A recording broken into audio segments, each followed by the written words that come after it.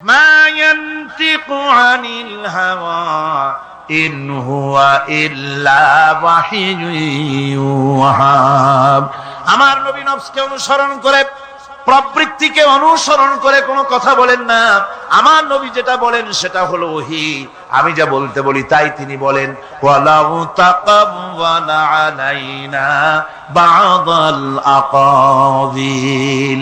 আমার নবী যদি নিজের থেকে বানিয়ে কোন কথা যদি কোরআনের ভিতরে আমার নামে চালায় দিতেন, আমি আল্লাহ রাব্বুল আলামিন আমার নবীর ডান হাতকে চেপে ধরতাম, আর তার কণ্ঠ নালীকে আমি আল্লাহ রাব্বুল আলামিন কেটে ফেলে দিতাম। তিনি যা বলেছেন সব কার কথা? আল্লাহ পাকের কথা। তিনি হচ্ছেন গোটা বিশ্বের সর্বশ্রেষ্ঠ চরিত্রের আধার। তার চরিত্রের সার্টিফিকেট আল্লাহ পাক দিচ্ছেন। চরিত্রের সার্টিফিকেট কে দিলেন? আল্লাহ পাক দিয়েছেন। কোরআনে কারীমের মধ্যে আল্লাহ রাব্বুল আলামিন বলেন, ওয়া ইন্নাকা লাআলা খুলুকিন আযীম। নবী হে, আপনি হচ্ছেন পুত পবিত্র চরিত্রের উপরে প্রতিষ্ঠিত। সুবহানাল্লাহ ওয়া বিহামদিহি। আপনি শ্রেষ্ঠ চরিত্রের উপরে প্রতিষ্ঠিত। দেখুন, রাসূল করিম সাল্লাল্লাহু আলাইহি ওয়াসাল্লাম নবুয়ত পাওয়ার পর যখন তিনি ঘরে প্রবেশ করেছেন, সর্বপ্রথম হযরত জিবরাইলের সঙ্গে জীবনের প্রথম দেখা, ভয় পেয়েছেন, শরীরে জ্বর এসেছে এবং হযরতে খাদিজাকে গিয়ে বলছেন যে আমাকে ঢেকে দাও, আমি ভয় পেয়েছি। হযরতে খাদিজাতুল কুবরা রাদিয়াল্লাহু তাআলা আনহা তিনি রাসূলকে বলছেন, আবুল কাসেম, হে কাসেমের পিতা, আপনার ভয় পাওয়ার কোনো কারণ নাই। আপনাকে জিন বা শয়তান কোনো অনিষ্ট করতে পারে না, কারণ আপনি এতিমদেরকে, মিসকিনদেরকে খেতে দেন, আপনি বিধবাকে আশ্রয় দেন, আপনি প্রতিবেশীর হক আদায় করেন, আপনি আত্মীয়দের হক আদায় করেন। কি সার্টিফিকেট দিচ্ছেন? স্ত্রী তো স্বামীর জন্য ভালোবাসা দিতে পারে, মহব্বত দিতে পারে, জান দিতে পারে, কিন্তু ঈমান তো আনতে পারে না। ঈমান আনা তো এত সহজ ব্যাপার না। কিন্তু রাসূল করিম সাল্লাল্লাহু আলাইহি ওয়াসাল্লাম যখন তাকে তাওহীদের দাওয়াত দিলেন, রিসালাতের দাওয়াত দিলেন এবং বললেন আমি নবী, হযরত খাদিজা এক মুহূর্ত দেরি করেন। হযরতে খাদিজা তার কাছে রাসূলুল্লাহ যখন রিসালাতের দাওয়াত পেশ করলেন, সঙ্গে সঙ্গে হযরত খাদিজা পড়ে নিলেন, লা ইলাহা ইল্লাল্লাহু মুহাম্মাদুর রাসূলুল্লাহ। জোরে সোরে পড়েন, লা ইলাহা ইল্লাল্লাহ, লা ইলাহা ইল্লাল্লাহ।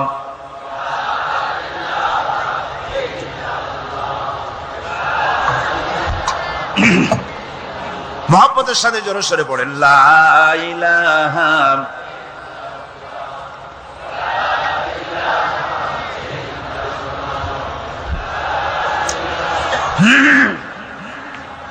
লা ইলাহা ইল্লাল্লাহু মুহাম্মাদুর রাসূলুল্লাহ। আমার বন্ধুগণ, রাসূল করিম সাল্লাল্লাহু আলাইহি ওয়াসাল্লামের উপরে স্ত্রী ঈমান আনলেন। খাদেম ছিলেন হযরতে যায়েদ। খাদেম তো তার প্রভুর জন্য জান দিতে পারে, মাল দিতে পারে, মহব্বত করতে পারে, সব পারে। খাদেম ঈমান আনতে পারে না, যেহেতু খাদেমের কাছে তার সাহেবের ইনস এন্ড আউট, তার ভেতর বাইরে সবকিছুই পরিষ্কার থাকে। হযরতে রাসূলের খাদেম ছিলেন হযরতে যায়েদ। হযরত যায়েদ তার উপরে যখন 15 বছর খাদেম ছিলেন রাসূলুল্লাহ, হুজুর যখন তার কাছে দাওয়াত পেশ করলেন, যখন রিসালাতের দাওয়াত পেশ করলেন, তাওহীদের দাওয়াত দিলেন, খাদেম যায়েদ একটু চিন্তা করলেন না, সাথে সাথে পড়লেন, লা ইলাহা ইল্লাল্লাহু মুহাম্মাদুর রাসূলুল্লাহ। রাসূলের বন্ধু ছিলেন হযরত আবু বকর সিদ্দিক রাদিয়াল্লাহু তাআলা আনহু। 20 বছরের বন্ধু। কত বছরের বন্ধু? 20 বছর। 20 বছর বসে একজন বন্ধু আর একজন বন্ধুকে চিনতে মোটেই কিছু বাকি থাকে না। হযরত আবু বকর রাদিয়াল্লাহু তাআলা আনহু তার কাছে যখন রাসূলুল্লাহ নবুয়তের দাওয়াত পেশ করলেন, হযরতে আবু বকর রাদিয়াল্লাহু তাআলা আনহু এক মুহূর্ত দেরি করেন নাই, বলেছেন আপনার চরিত্র নবুয়তের চরিত্র। আগেই বুঝতে পেরেছি সাধারণ মানুষের চরিত্র এমন হতে পারে না। তিনিও কালেমা পড়ে মুসলমান হয়ে গেলেন। সাহাবায়ে কেরাম রাসূলের প্রতি এই মোহাব্বত, এই শ্রদ্ধা তারা পোষণ করেছেন। নবী তার চরিত্র দিয়ে মানুষের সামনে নিজেকে প্রকাশ করেছেন। তার চরিত্র দুই রকম ছিল না, চরিত্র এক রকম ছিল। ব্যক্তিগত চরিত্র আর পারিবারিক চরিত্র দুই রকম না। তার ব্যক্তিগত যে চরিত্র ওইটাই ছিল তার ঘরের চরিত্র, যেটা ছিল ঘরের সেটাই ছিল বাইরের। হযরত আয়েশা সিদ্দিকা রাদিয়াল্লাহু তাআলা আনহা সাহাবীদের প্রশ্নের জবাবে বলেছেন, রাসূলের চরিত্র হচ্ছে কোরআন। রাসূলের চরিত্র কি? কোরআন। রাসূলুল্লাহ এই পৃথিবীতে কেন আসছেন? আসার কারণ হলো তিনি হচ্ছেন আদর্শ। আল্লাহর নবী বলেছেন, লাকাদ কানা লাকুম ফি রাসূলিল্লাহি উসওয়াতুন হাসানাহ, তোমাদের জন্য গ্রহণযোগ্য মহত্তম আদর্শ হতেছে তোমাদের রাসূল। তোমাদের রাসূলের ভিতরেই তোমাদের আদর্শ রয়েছে, তার কাছ থেকে তোমরা আদর্শ গ্রহণ করো। তিনি এতিমের আদর্শ, শিশুর আদর্শ, কিশোরদের আদর্শ, যুবকের আদর্শ, তরুণের আদর্শ, বৃদ্ধের আদর্শ, পিতার আদর্শ, নানার আদর্শ, স্বামীর আদর্শ, সেনাপতির আদর্শ, শ্রমিকের আদর্শ, রাষ্ট্রপ্রধানেরও সকলের জন্য আদর্শ। যেই যুগে বেহাপনার উলঙ্গপনা দিয়েছিল সমাজ ভর্তি, আল্লাহর ঘর তাওয়াফ করে নারী আর পুরুষেরা উলঙ্গ হয়ে, সেই যুগে রাসূলুল্লাহ যখন কাবা শরীফ রিকনস্ট্রাকশন হচ্ছিল, পুনর্নির্মাণ হচ্ছিল, তখন তিনি বহন করছিলেন পাথরগুলি মাথায় করে। তার চাচা তাকে বললেন, তোমার তো বড্ড কষ্ট হচ্ছে, তুমি এখন এইটাকে ঘাড়ের উপরে, লুঙ্গিটা খুলা ঘাড়ের উপরে রেখে তারপর এটা বহন করো। হুজুর যখন লুঙ্গির গিরায় হাত দিয়েছেন খুলবেন এই চিন্তা করে, ঘাড়ের উপরে রেখে পাথর বহন করবেন, লুঙ্গির গিটে হাত দিয়েছেন, খোলেন নাই। লুঙ্গির গিটের উপরে হাত রেখে তিনি চিন্তা করলেন, এতগুলি লোকের সামনে কাপড়টা খুললে পরে কি শরম হবে। কাপড়টা খোলেনি নাই, শুধু খুললে পরে কি লজ্জা হবে। এই আগাম শরমের অনুভূতিতে মুহাম্মদ সাল্লাল্লাহু আলাইহি ওয়াসাল্লাম বেহুশ হয়ে জমিনের উপরে পড়ে গেছে। আদর্শ কাকে বলে? শিশুর আদর্শ, কিশোরের আদর্শ, স্বামীর আদর্শ, পিতার আদর্শ, নানার আদর্শ, গোটা পৃথিবীর সমস্ত মানুষের আদর্শ রাসূল করিম সাল্লাল্লাহু আলাইহি ওয়াসাল্লাম। তার কাছে তিনি স্ত্রীদের আদর্শ ছিলেন, তিনি নানার আদর্শ ছিলেন। ইমাম হোসেনকে তিনি কোলে নিচ্ছেন, ঘাড়ে উঠছে বাচ্চা, বুকের উপরে উঠছে। একজন সাহাবী বলছেন, হুজুর বাচ্চা পেলে আপনি এত আদর করেন, আমার তো ৬-৭টা ছেলে মেয়ে, আমি মোটে কোলেও নি না, আর জীবনে একবার সুমাও খাই না, আমার মোটে ইচ্ছাই করে না।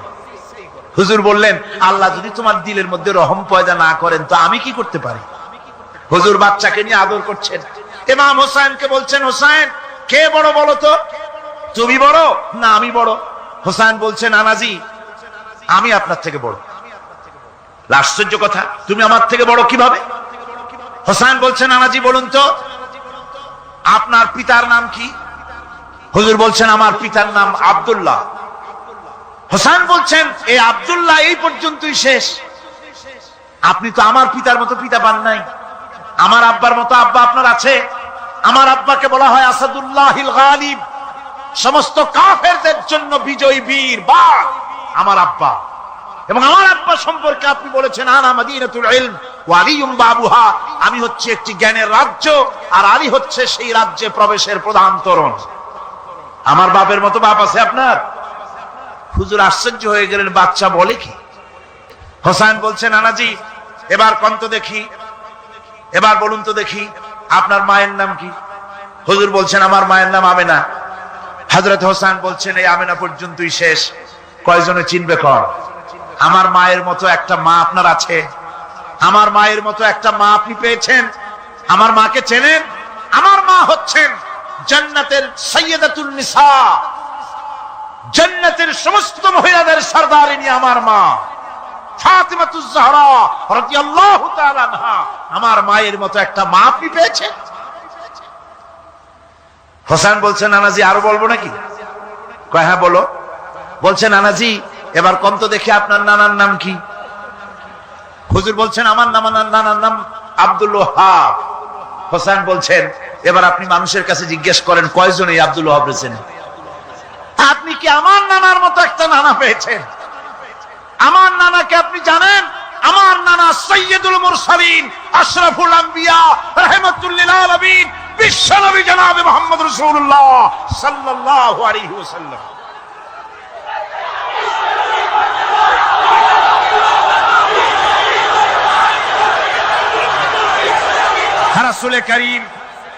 রাসূল করিম সাল্লাল্লাহু আলাইহি ওয়াসাল্লাম হোসেনকে বুকের সাথে জড়িয়ে ধরে হোসেনের ঠোঁটের উপরে, তার চিবুকের উপরে, তার গন্ডদেশে, তার কপলে বারবার চুমো খেতে লাগলেন আর বললেন, না না, আমি আজকে তোমার সামনে হেরে গেলাম। সুবহানাল্লাহ ওয়া বিহামদিহি। কি আদর করতেন তিনি বাচ্চাদেরকে। রাসূলুল্লাহ রাস্তা দিয়ে যেতেন আর বাচ্চারা খেলাধুলা ছেড়ে রাসূলের কাছে ছুটে আসতো। একবার তো রাসূলুল্লাহ একটা বাচ্চার মাথায় হাত বুলিয়ে খেলা ছেড়ে দিয়ে ছুটে আসছে। হুজুর তাকে জিজ্ঞেস করলেন, তোমার সাথে যে পাখিটা থাকতো সেই লাল পাখিটা কই? ছেলে তো কেঁদে ফেললো। ছেলে বলে ফেললো যে আপনি বিশ্বনবী, আমি একটা ছোট্ট মানুষ, আমার পাখির খবর আপনি রাখেন। সুবহানাল্লাহ ওয়া বিহামদিহি। রাসূলুল্লাহ তার চরিত্র দিয়ে মানুষকে জয় করেছিলেন, মুহাব্বত দিয়ে। তরবারি দিয়ে ইসলাম প্রতিষ্ঠিত হয় নাই, ইসলাম এসেছে মুহাব্বত দিয়ে, উদারতা দিয়ে, ভালোবাসা দিয়ে। তরবারি দিয়ে ইসলাম বিজয় হয় নাই পৃথিবীর বুকে। পিতামাতার প্রতি ভালোবাসা ইসলামের এক মহান শিক্ষা, যা দেখতে পাওয়া যায় রাসূলুল্লাহ সাল্লাল্লাহু আলাইহি ওয়াসাল্লামের চরিত্রে। আল্লাহ রাব্বুল আলামিন বলেন, ওয়াকুল লাহুমা কাওলান কারীমা। মা বাবার সঙ্গে সম্মানজনক কথা বলো, খবরদার বেয়াদবি করবে না। আর মা বাপের জন্য, তাদের জন্য আমি আল্লাহ রাব্বুল আলামিনের কাছে দোয়া করো, রব্বিরহামহুমা কামা রাব্বায়ানি সাগীরা। পড়েন সবাই, রব্বিরহামহুমা কামা রাব্বায়ানি সাগীরা। আল্লাহ রাব্বুল আলামিন শিখাই দিলেন বান্দারে, তোর মা বাপের জন্য আমার কাছে দোয়া কর, আয় আল্লাহ, আমার মা বাপ যেমন ছোট্টবেলায় আমাকে স্নেহের কোলে লালন পালন করেছে, মাবুদ গো, আমার মা বাপকে তোমার রহমতের কোলে লালন পালন করো। আল্লাহ শিখাই দিচ্ছে। হাদিস শরীফ এসেছে, হুজুর বসে আছেন মসজিদে নববীতে, সাহাবায়ে কেরাম বসা। এক বৃদ্ধা মহিলা প্রবেশ করেছেন মসজিদে, হুজুর তাকে দেখে দাঁড়ায় গেলেন। মহিলা আসার পর নবীজি নিজের গায়ের চাদর বিছিয়ে দিলেন। মহিলা চলে যাওয়ার পর সাহাবায়ে কেরাম জিজ্ঞেস করলেন, হুজুর, একজন সাধারণ মেয়ে লোকের জন্য হুজুর নিজের চাদর বিছাইলেন, বুঝলাম না ফজিলত কি, চিনলাম না মেয়ে লোকটাকে। হুজুর বলেন, সাহাবীরা, চাদর তো ভালো, হক তো আদায় করতে পারি নাই, চিনতে পারো নাই, তোমরা বুঝতে পারো নাই। আমি দুনিয়া আসার পর আমার মায়ের দুধ আমার কিসমতে তেমন হয় নাই, আমি আমার মায়ের যত্ন তেমন পাই নাই, স্নেহ আদর তেমন পাই নাই। যার বুকের দুধ খাইয়া, যার কোলে কাখে চড়ে আমি বড় হয়েছি, ইনি আমার সেই দুধ মা হযরতে হালিমাতুস সাদিয়া।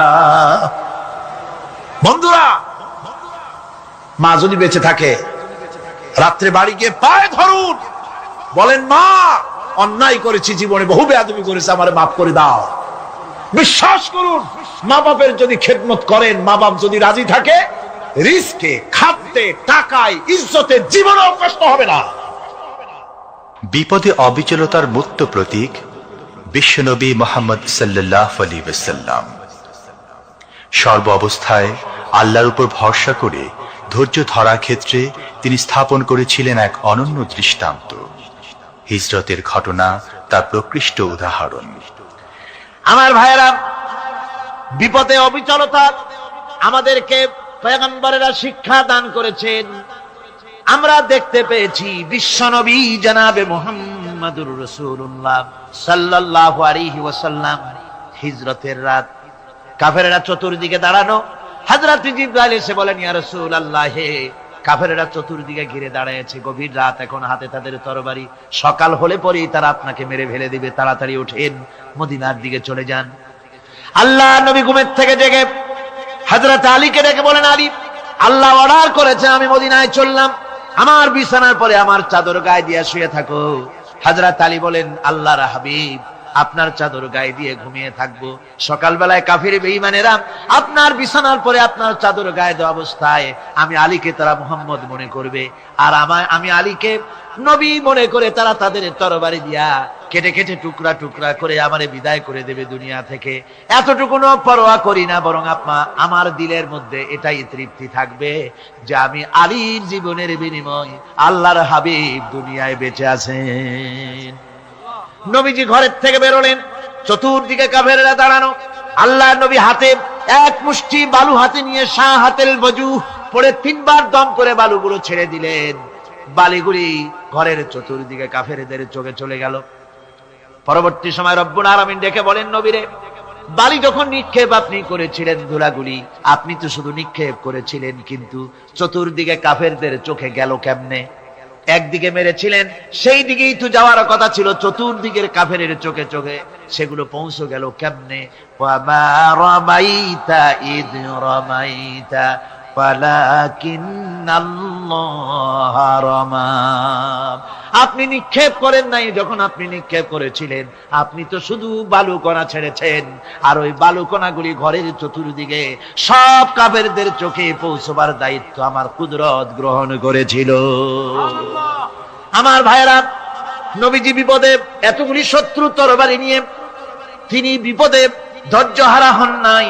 আস্তে করে ঘরের থেকে বেরিয়ে হযরত আবু বকরের বাড়িতে গিয়ে হাজির। দরজায় গিয়ে আওয়াজ দিলেন, আবু বকর। অমনি দরজা খুলে গেল। লাব্বাইক ওয়া সাদাইক। হুজুর বলেন, আবু বকর রে, একটা ডাকে কেমনে সাড়া দিলে? তুমি কি ঘুমাইছিলে না? হযরত আবু বকর বলেন, হুজুর, আপনি বলেছেন আমাকে নিয়ে হিজরত করবেন, আমি মনে মনে চিন্তা করেছি, না জানি কত রাত্রে নবীজি আসেন, উঠতে যদি আমার দেরি হয়ে যায়, নবীজি যদি দরজার কাছে দাঁড়ায় দাঁড়ায় আমারে ডাকাডাকি করে, আর আমি যদি ঘুমায় থাকি, তাহলে আল্লাহর নবীর সঙ্গে বেয়াদবি হয়ে যাবে। এই মনে করে বিছানায় না ঘুমাইয়া আপনার গলার আওয়াজ শোনার জন্য এই দরজার সঙ্গে পিঠ লাগাইয়া লাগাইয়া দাঁড়াইয়া ঘুমাচ্ছিলাম। আল্লাহর নবী হযরত আবু বকরকে সঙ্গে করে নিয়ে চললেন মদিনার দিকে। উল্টা পথে রওনা করলেন। বারবার কাবা শরীফের দিকে তাকাতে লাগলেন।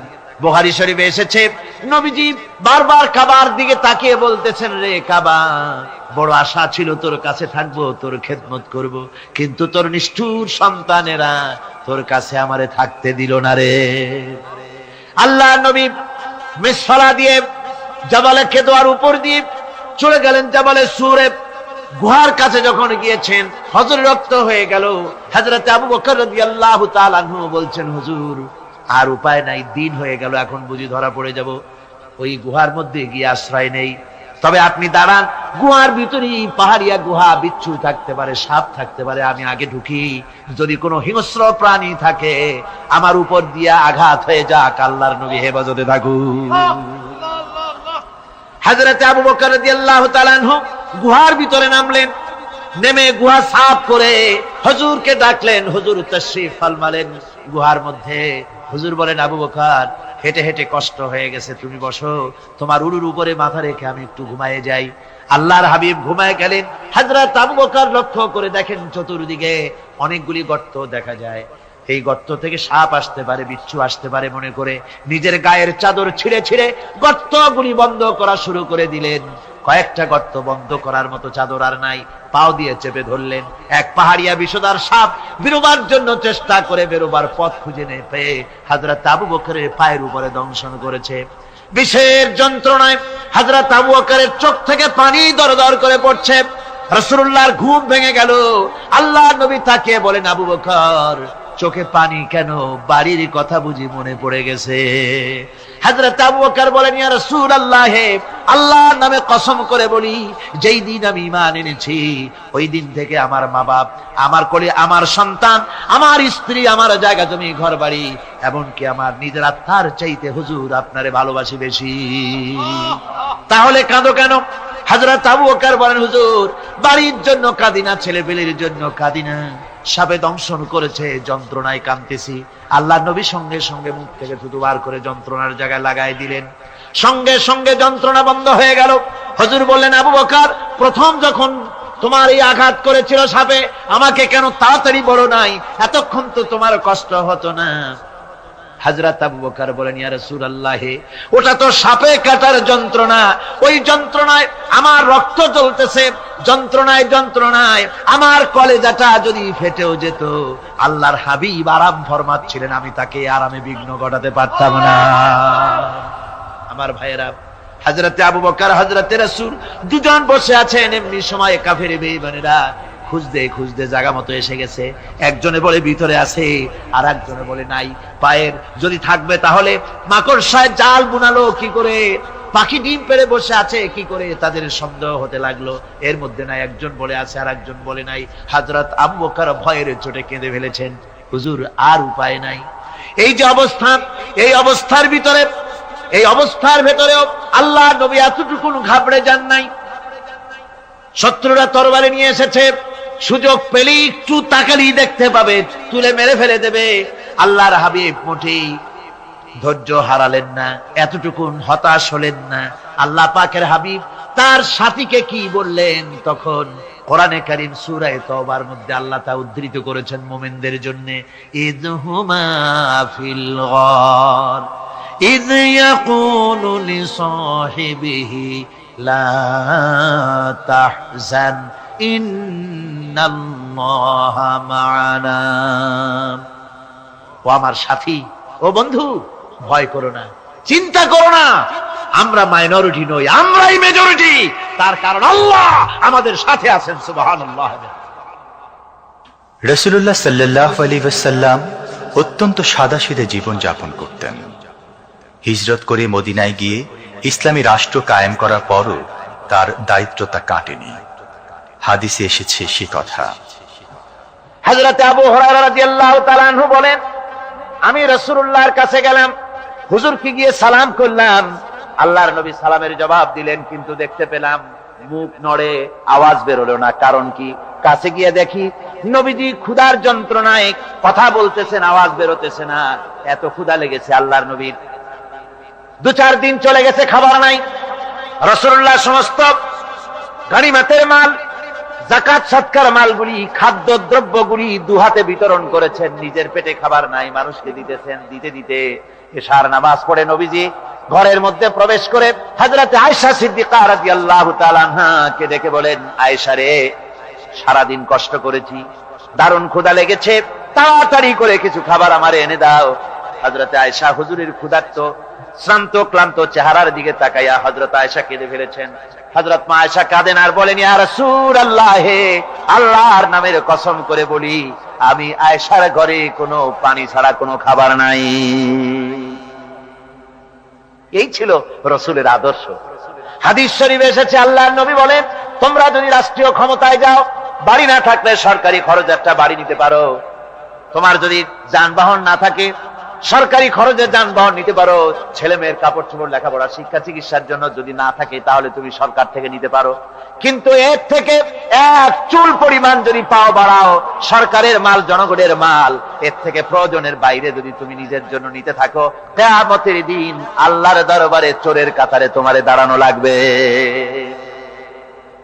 দুনিয়ায় যত সম্মান পাও না কেন, কিয়ামতে আল্লাহর দরবারে কিসের কাতারে দাঁড়াবে?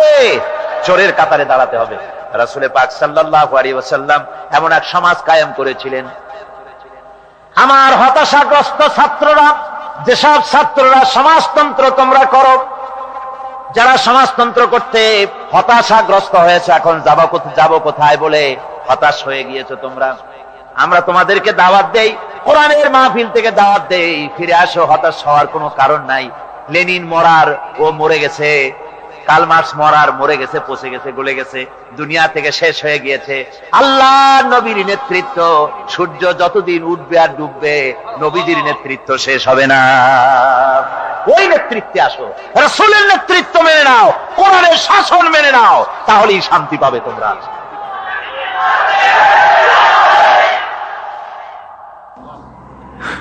আল্লাহর নবী দুপুরে আরাম করতেছিলেন।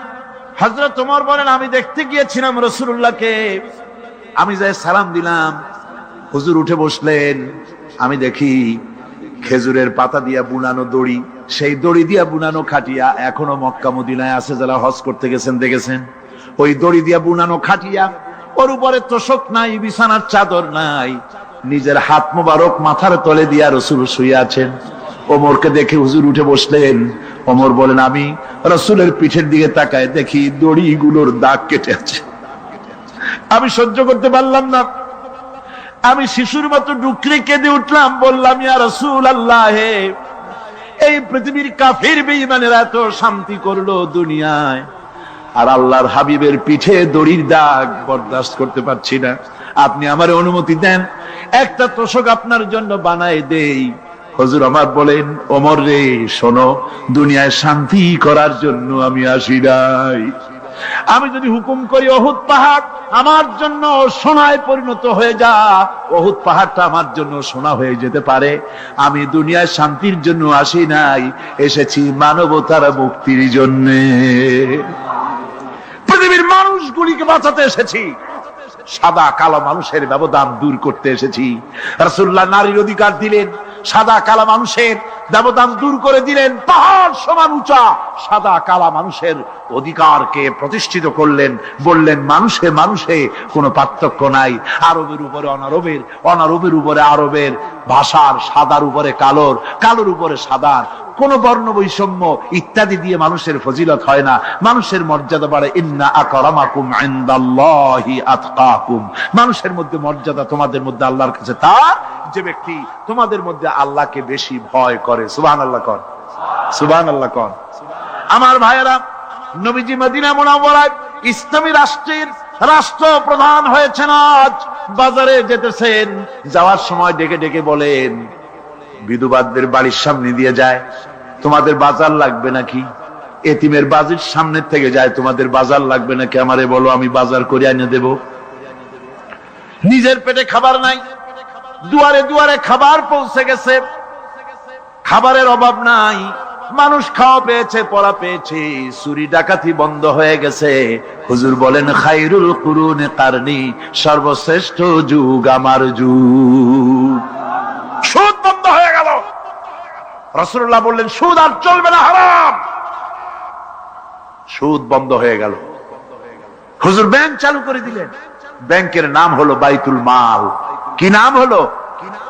এই ব্যাংক যেদিন রাসূলুল্লাহ উদ্বোধন করেন, আল্লাহ নবী বাইতুল মাল ব্যাংক উদ্বোধনের দিনে যে বক্তৃতা করলেন, বুখারীতে সেই বক্তৃতা লেখা হয়ে গেল। আল্লাহ নবী বলেন মান তারাকা দায়নান আও দিয়ান ফালাইয়া। আমার এই রাষ্ট্রের ভিতরে কোন মানুষ যদি ঋণগ্রস্ত অবস্থায় মারা যায় আর ঋণ পরিশোধ করার মতো অর্থ যদি তার কাছে না থাকে, তাহলে তার ঋণ পরিশোধের দায়িত্ব, তার বিধবা স্ত্রী আর তার এতিম বাল বাচ্চার সব দায়িত্ব আমি মুহাম্মদ সাল্লাল্লাহু আলাইহি ওয়াসাল্লাম আমার কাঁধের উপরে উঠাইয়া নিলাম। এমন সুন্দর রাষ্ট্র চালু হয়ে গেছে, মানুষ খাবার পেয়েছে, পড়ার পেয়েছে। বুড়োরা যাদের কাজ নাই, বুড়ো মানুষ কাজ করতে পারে না, তারা বসে বসে খাবারের ব্যবস্থা হয়ে গেছে। যুবকদের চাকরি হয়ে গেছে, বেকার কেউ আর বেকার নাই, সব কাজে ব্যস্ত হয়ে গেছে, মানুষের কাছে কাজ মিলেছে। কৃষক তাদের উৎপাদিত পণ্যের সঠিক মূল্য পাচ্ছে, শ্রমিক শ্রমের মর্যাদা পাচ্ছে, শ্রমিক মর্যাদা পাচ্ছে। রাসূলুল্লাহ বলেছেন শ্রমিক আর মালিক মনিব আর গোলামের সম্পর্ক না, সম্পর্ক ভাই ভাই। সম্পর্ক কি? শ্রমিকের মর্যাদা রাসূলুল্লাহ এভাবে দিলেন, নিজে শ্রম দিলেন। মদিনার 8 বছর চলে যাওয়ার পর হযরত আয়েশা রাসূলুল্লাহকে দেখলেন মাজা কুজা। হযরত আয়েশা বলেন হুজুর মাজাটা কুজা কেন?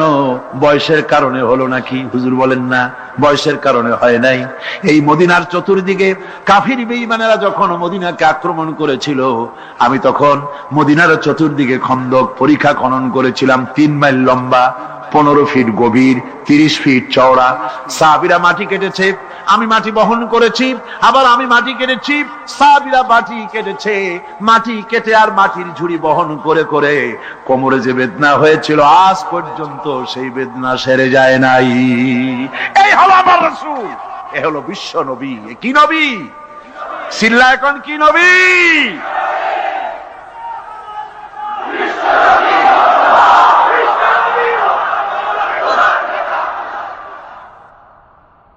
হুকুম করি উহুদ পাহাড় আমার জন্য সোনায় পরিণত হয়ে যা, উহুদ পাহাড়টা আমার জন্য সোনা হয়ে যেতে পারে। আমি দুনিয়ায় শান্তির জন্য আসি নাই, এসেছি মানবতার মুক্তির জন্য। পৃথিবীর মানুষগুলিকে বাঁচাতে এসেছি, সাদা কালো মানুষের ব্যবধান দূর করতে এসেছি। রাসূলুল্লাহ নারীর অধিকার দিলেন, সাদা কালা মানুষের ব্যবধান দূর করে দিলেন। পাহাড় সমান উঁচা সাদা কালা মানুষের অধিকারকে প্রতিষ্ঠিত করলেন, বললেন মানুষে মানুষে কোনো পার্থক্য নাই।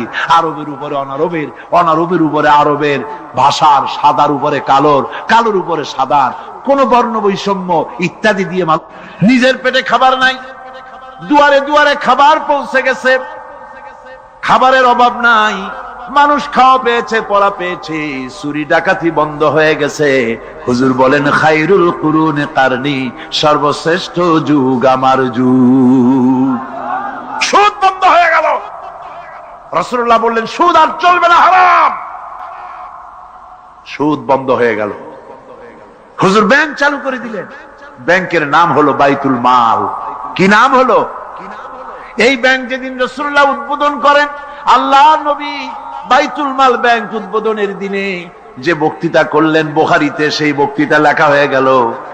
আল্লাহ নবী বলেন মান তারাকা দায়নান আউদিয়ান ফালাইয়া, আমার এই রাষ্ট্রের ভিতরে কোন মানুষ যদি ঋণগ্রস্ত অবস্থায় মারা যায় আর ঋণ পরিশোধ করার মতো অর্থ যদি তার কাছে না থাকে, তাহলে তার ঋণ পরিশোধের দায়িত্ব, তার বিধবা স্ত্রী আর তার এতিম বাল বাচ্চার সব দায়িত্ব আমি মুহাম্মদ সাল্লাল্লাহু আলাইহি ওয়াসাল্লাম আমার কাঁধের উপরে উঠাইয়া নিলাম।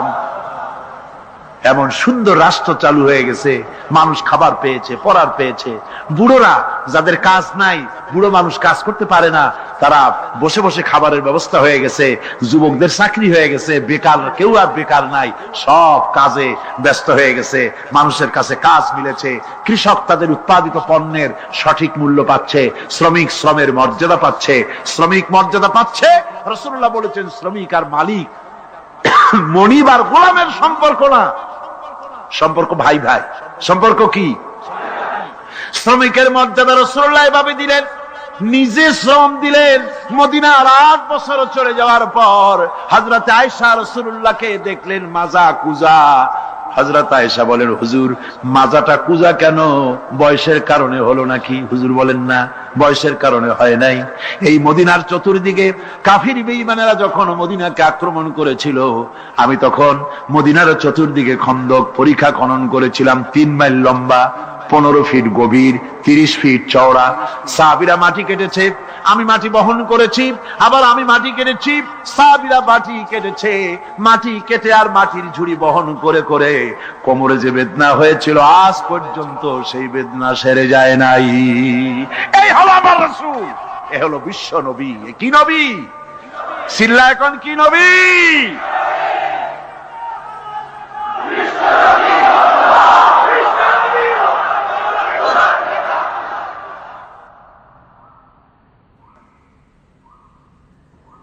বিসমিল্লাহির রহমানির রহিম। সর্বযুগের সর্বকালের সর্বশ্রেষ্ঠ মহামানব রাহমাতুল্লিল আলামিন হযরত মুহাম্মদ সাল্লাল্লাহু আলাইহি ওয়াসাল্লাম, যার জীবনের প্রতিটি অংশে আছে শিক্ষা, মহান রব্বুল আলামিনের অকৃত্রিম বন্ধু রাসূলুল্লাহ সাল্লাল্লাহু আলাইহি ওয়াসাল্লামের জীবন থেকে শিক্ষা গ্রহণ আমাদের সবারই একান্ত কর্তব্য। এখন আমাদের সামনে রাসূল করিম সাল্লাল্লাহু আলাইহি ওয়াসাল্লামের জীবনের নানা দিক নিয়ে আলোচনা করছেন আন্তর্জাতিক খ্যাতিসম্পন্ন মুফাসসিরে কোরআন ও বিশিষ্ট ইসলামী চিন্তাবিদ হযরত মাওলানা দেলওয়ার হোসাইন সাঈদী। শব্দগ্রহণে মাহসিন সাউন্ড সিস্টেম, প্রযোজনায় সিএইচপি, পরিবেশনায় স্পন্দন অডিও ভিজুয়াল সেন্টার, ঢাকা। আল্লাহ রাব্বুল আলামিন বলেন মা ইয়ানতিকু আনিল হাওয়া ইন হুয়া ইল্লা ওয়াহিয়ুন ইউহা। আমার নবী নফসকে অনুসরণ করে, প্রবৃত্তিকে অনুসরণ করে কোনো কথা বলেন না। আমার নবী যেটা বলেন সেটা হলো ওহী।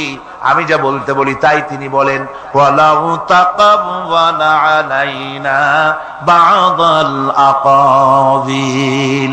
আমার নবী যদি নিজের থেকে বানিয়ে কোন কথা যদি কোরআনের ভিতরে আমার নামে চালায় দিতেন, আমি আল্লাহ রাব্বুল আলামিন আমার নবীর ডান হাতকে চেপে ধরতাম আর তার কণ্ঠ নালীকে আমি আল্লাহ রাব্বুল আলামিন কেটে ফেলে দিতাম। তিনি যা বলেছেন সব কার কথা? আল্লাহ পাকের কথা। তিনি হচ্ছেন গোটা বিশ্বের সর্বশ্রেষ্ঠ চরিত্রের আধার। তার চরিত্রের সার্টিফিকেট আল্লাহ পাক দিচ্ছেন। চরিত্রের সার্টিফিকেট কে দিলেন? আল্লাহ পাক দিয়েছেন। কোরআনে কারীমের মধ্যে আল্লাহ রাব্বুল আলামিন বলেন ওয়া ইন্নাকা লাআলা খুলুকিন আযীম। নবী হে, আপনি হচ্ছেন পুত পবিত্র চরিত্রের উপরে প্রতিষ্ঠিত। সুবহানাল্লাহ ওয়া বিহামদিহি। আপনি শ্রেষ্ঠ চরিত্রের উপরে প্রতিষ্ঠিত। দেখুন রাসূল করিম সাল্লাল্লাহু আলাইহি ওয়াসাল্লাম নবুয়ত পাওয়ার পর যখন তিনি ঘরে প্রবেশ করেছেন, সর্বপ্রথম হযরত জিবরাইলের সঙ্গে জীবনের প্রথম দেখা, ভয় পেয়েছেন, শরীরে জ্বর এসেছে এবং হযরতে খাদিজাকে গিয়ে বলছেন যে আমাকে ঢেকে দাও, আমি ভয় পেয়েছি। হযরতে খাদিজাতুল কুবরা রাদিয়াল্লাহু তাআলা আনহা তিনি রাসূলকে বলছেন, আবুল কাসেম, হে কাসেমের পিতা, আপনার ভয় পাওয়ার কোনো কারণ নাই, আপনাকে জিন বা শয়তান কোনো অনিষ্ট করতে পারে না, কারণ আপনি এতিমদেরকে, মিসকিনদেরকে খেতে দেন, আপনি বিধবাকে আশ্রয় দেন, আপনি প্রতিবেশীর হক আদায় করেন, আপনি আত্মীয়দের হক আদায় করেন। কি সার্টিফিকেট দিচ্ছেন? স্ত্রী তো স্বামীর জন্য ভালোবাসা দিতে পারে, মহব্বত দিতে পারে, জান দিতে পারে, কিন্তু ঈমান তো আনতে পারে না। ঈমান আনা তো এত সহজ ব্যাপার না। কিন্তু রাসূল করিম সাল্লাল্লাহু আলাইহি ওয়াসাল্লাম যখন তাকে তাওহীদের দাওয়াত দিলেন, রিসালাতের দাওয়াত দিলেন এবং বললেন আমি নবী, হযরত খাদিজা এক মুহূর্ত দেরি করেন। হযরতে খাদিজা তার কাছে রাসূলুল্লাহ যখন রিসালাতের দাওয়াত পেশ করলেন, সঙ্গে সঙ্গে হযরত খাদিজা পড়ে নিলেন লা ইলাহা ইল্লাল্লাহু মুহাম্মাদুর রাসূলুল্লাহ। জোরে জোরে পড়েন লা ইলাহা ইল্লাল্লাহ, লা ইলাহা ইল্লাল্লাহ।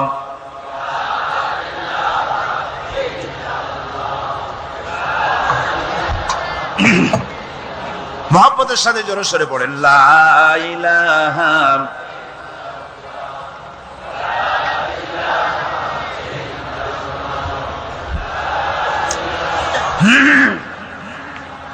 লা ইলাহা ইল্লাল্লাহু মুহাম্মাদুর রাসূলুল্লাহ। আমার বন্ধুগণ, রাসূল করিম সাল্লাল্লাহু আলাইহি ওয়াসাল্লামের উপরে স্ত্রী ঈমান আনলেন। খাদেম ছিলেন হযরতে যায়েদ। খাদেম তো তার প্রভুর জন্য জান দিতে পারে, মাল দিতে পারে, মহব্বত করতে পারে, সব পারে। খাদেম ঈমান আনতে পারে না, যেহেতু খাদেমের কাছে তার সাহেবের ইনস এন্ড আউট, তার ভেতর বাইরে সবকিছুই পরিষ্কার থাকে। হযরতে রাসূলের খাদেম ছিলেন হযরতে যায়েদ। হযরত যায়েদ তার উপরে যখন 15 বছর খাদেম ছিলেন রাসূলুল্লাহ, হুজুর যখন তার কাছে দাওয়াত পেশ করলেন, যখন রিসালাতের দাওয়াত পেশ করলেন, তাওহীদের দাওয়াত দিলেন, খাদেম যায়েদ একটু চিন্তা করলেন না, সাথে সাথে পড়লেন লা ইলাহা ইল্লাল্লাহু মুহাম্মাদুর রাসূলুল্লাহ। রাসূলের বন্ধু ছিলেন হযরত আবু বকর সিদ্দিক রাদিয়াল্লাহু তাআলা আনহু। 20 বছরের বন্ধু। কত বছরের বন্ধু? 20 বছর। 20 বছর বসে একজন বন্ধু আর একজন বন্ধুকে চিনতে মোটেই কিছু বাকি থাকে না। হযরত আবু বকর রাদিয়াল্লাহু তাআলা আনহু তার কাছে যখন রাসূলুল্লাহ নবুয়তের দাওয়াত পেশ করলেন, হযরতে আবু বকর রাদিয়াল্লাহু তাআলা আনহু এক মুহূর্ত দেরি করেন নাই, বলেছেন আপনার চরিত্র নবুয়তের চরিত্র। আগেই বুঝতে পেরেছি সাধারণ মানুষের চরিত্র এমন হতে পারে না। তিনিও কালেমা পড়ে মুসলমান হয়ে গেলেন। সাহাবায়ে কেরাম রাসূলের প্রতি এই মোহাব্বত, এই শ্রদ্ধা তারা পোষণ করেছেন। নবী তার চরিত্র দিয়ে মানুষের সামনে নিজেকে প্রকাশ করেছেন। তার চরিত্র দুই রকম ছিল না, চরিত্র একরকম ছিল। ব্যক্তিগত চরিত্র আর পারিবারিক চরিত্র দুরকম না। তার ব্যক্তিগত যে চরিত্র ওইটাই ছিল তার ঘরের চরিত্র, যেটা ছিল ঘরের সেটাই ছিল বাইরের। হযরত আয়েশা সিদ্দিকা রাদিয়াল্লাহু তাআলা আনহা সাহাবীদের প্রশ্নের জবাবে বলেছেন রাসূলের চরিত্র হচ্ছে কোরআন। রাসূলের চরিত্র কি? কোরআন। রাসূলুল্লাহ এই পৃথিবীতে কেন আসছেন? আসার কারণ হলো তিনি হচ্ছেন আদর্শ। আল্লাহর নবী বলেছেন লাকাদ কানা লাকুম ফি রাসূলিল্লাহি উসওয়াতুন হাসানাহ, তোমাদের জন্য গ্রহণযোগ্য মহত্তম আদর্শ হতেছে তোমাদের রাসূল। তোমাদের রাসূলের ভিতরে তোমাদের আদর্শ রয়েছে, তার কাছ থেকে তোমরা আদর্শ গ্রহণ করো। তিনি এতিমের আদর্শ, শিশুর আদর্শ, কিশোরদের আদর্শ, যুবকের আদর্শ, তরুণের আদর্শ, বৃদ্ধের আদর্শ, পিতার আদর্শ, নানার আদর্শ, স্বামীর আদর্শ, সেনাপতির আদর্শ, শ্রমিকের আদর্শ, রাষ্ট্রপ্রধানেরও সকলের জন্য আদর্শ।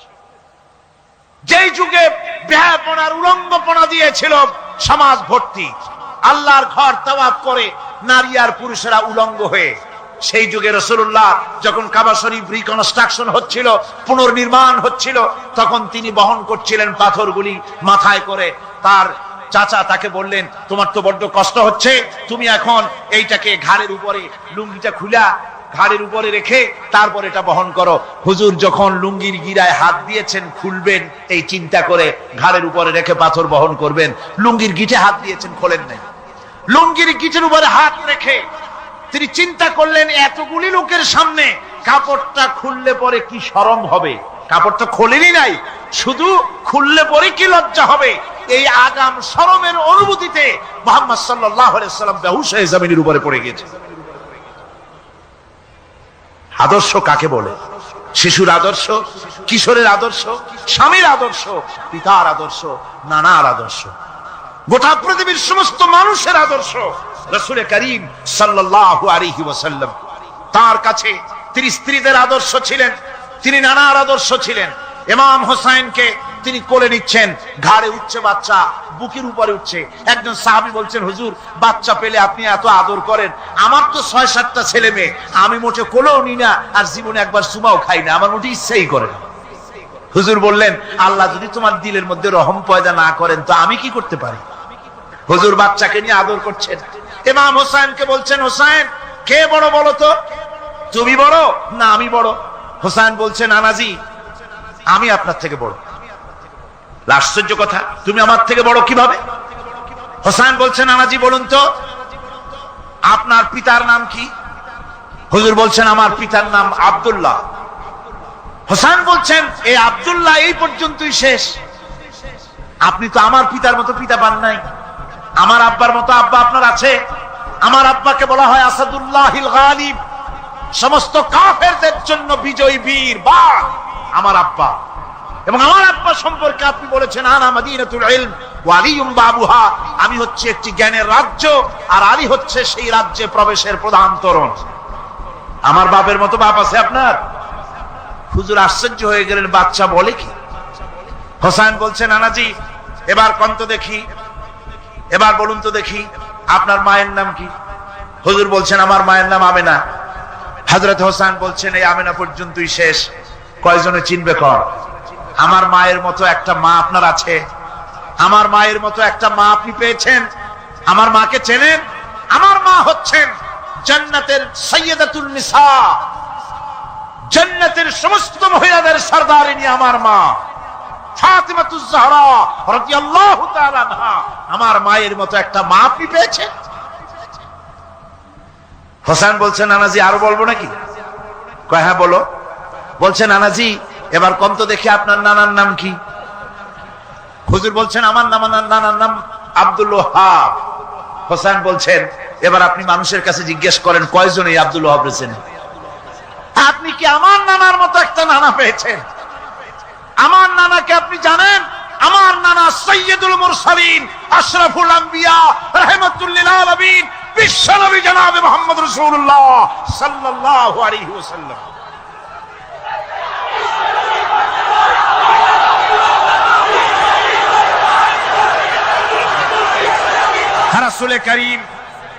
রাসূল করিম সাল্লাল্লাহু আলাইহি ওয়াসাল্লাম হোসেনকে বুকের সাথে জড়িয়ে ধরে হোসেনের ঠোঁটের উপরে, তার চিবুকের উপরে, তার গণ্ডদেশে, তার কপলে বারবার চুমো খেতে লাগলেন আর বললেন, নানা আমি আজকে তোমার সামনে হেরে গেলাম। সুবহানাল্লাহ ওয়া বিহামদিহি। কি আদর করতেন তিনি বাচ্চাদেরকে। রাসূলুল্লাহ রাস্তা দিয়ে যেতেন আর বাচ্চারা খেলাধুলা ছেড়ে রাসূলের কাছে ছুটে আসতো। একবার তো রাসূলুল্লাহ একটা বাচ্চার মাথায় হাত বুলিয়ে খেলা ছেড়ে দিয়ে ছুটে আসছে। হুজুর তাকে জিজ্ঞেস করলেন, তোমার সাথে যে পাখিটা থাকতো সেই লাল পাখিটা কই? ছেলে তো কেঁদে ফেললো। ছেলে বলে ফেললো যে আপনি বিশ্বনবী, আমি একটা ছোট্ট মানুষ, আমার পাখির খবর আপনি রাখেন। সুবহানাল্লাহ ওয়া বিহামদিহি। রাসূলুল্লাহ তার চরিত্র দিয়ে মানুষকে জয় করেছিলেন, মহব্বত দিয়ে।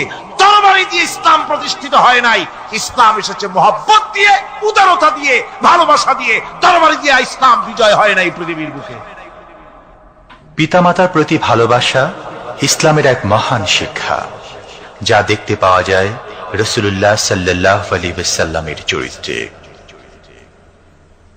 আল্লাহ রাব্বুল আলামিন বলেন, ওয়াকুল লাহুমা কাওলান কারীমা, মা বাবার সঙ্গে সম্মানজনক কথা বলো, খবরদার বেয়াদবি করবে না।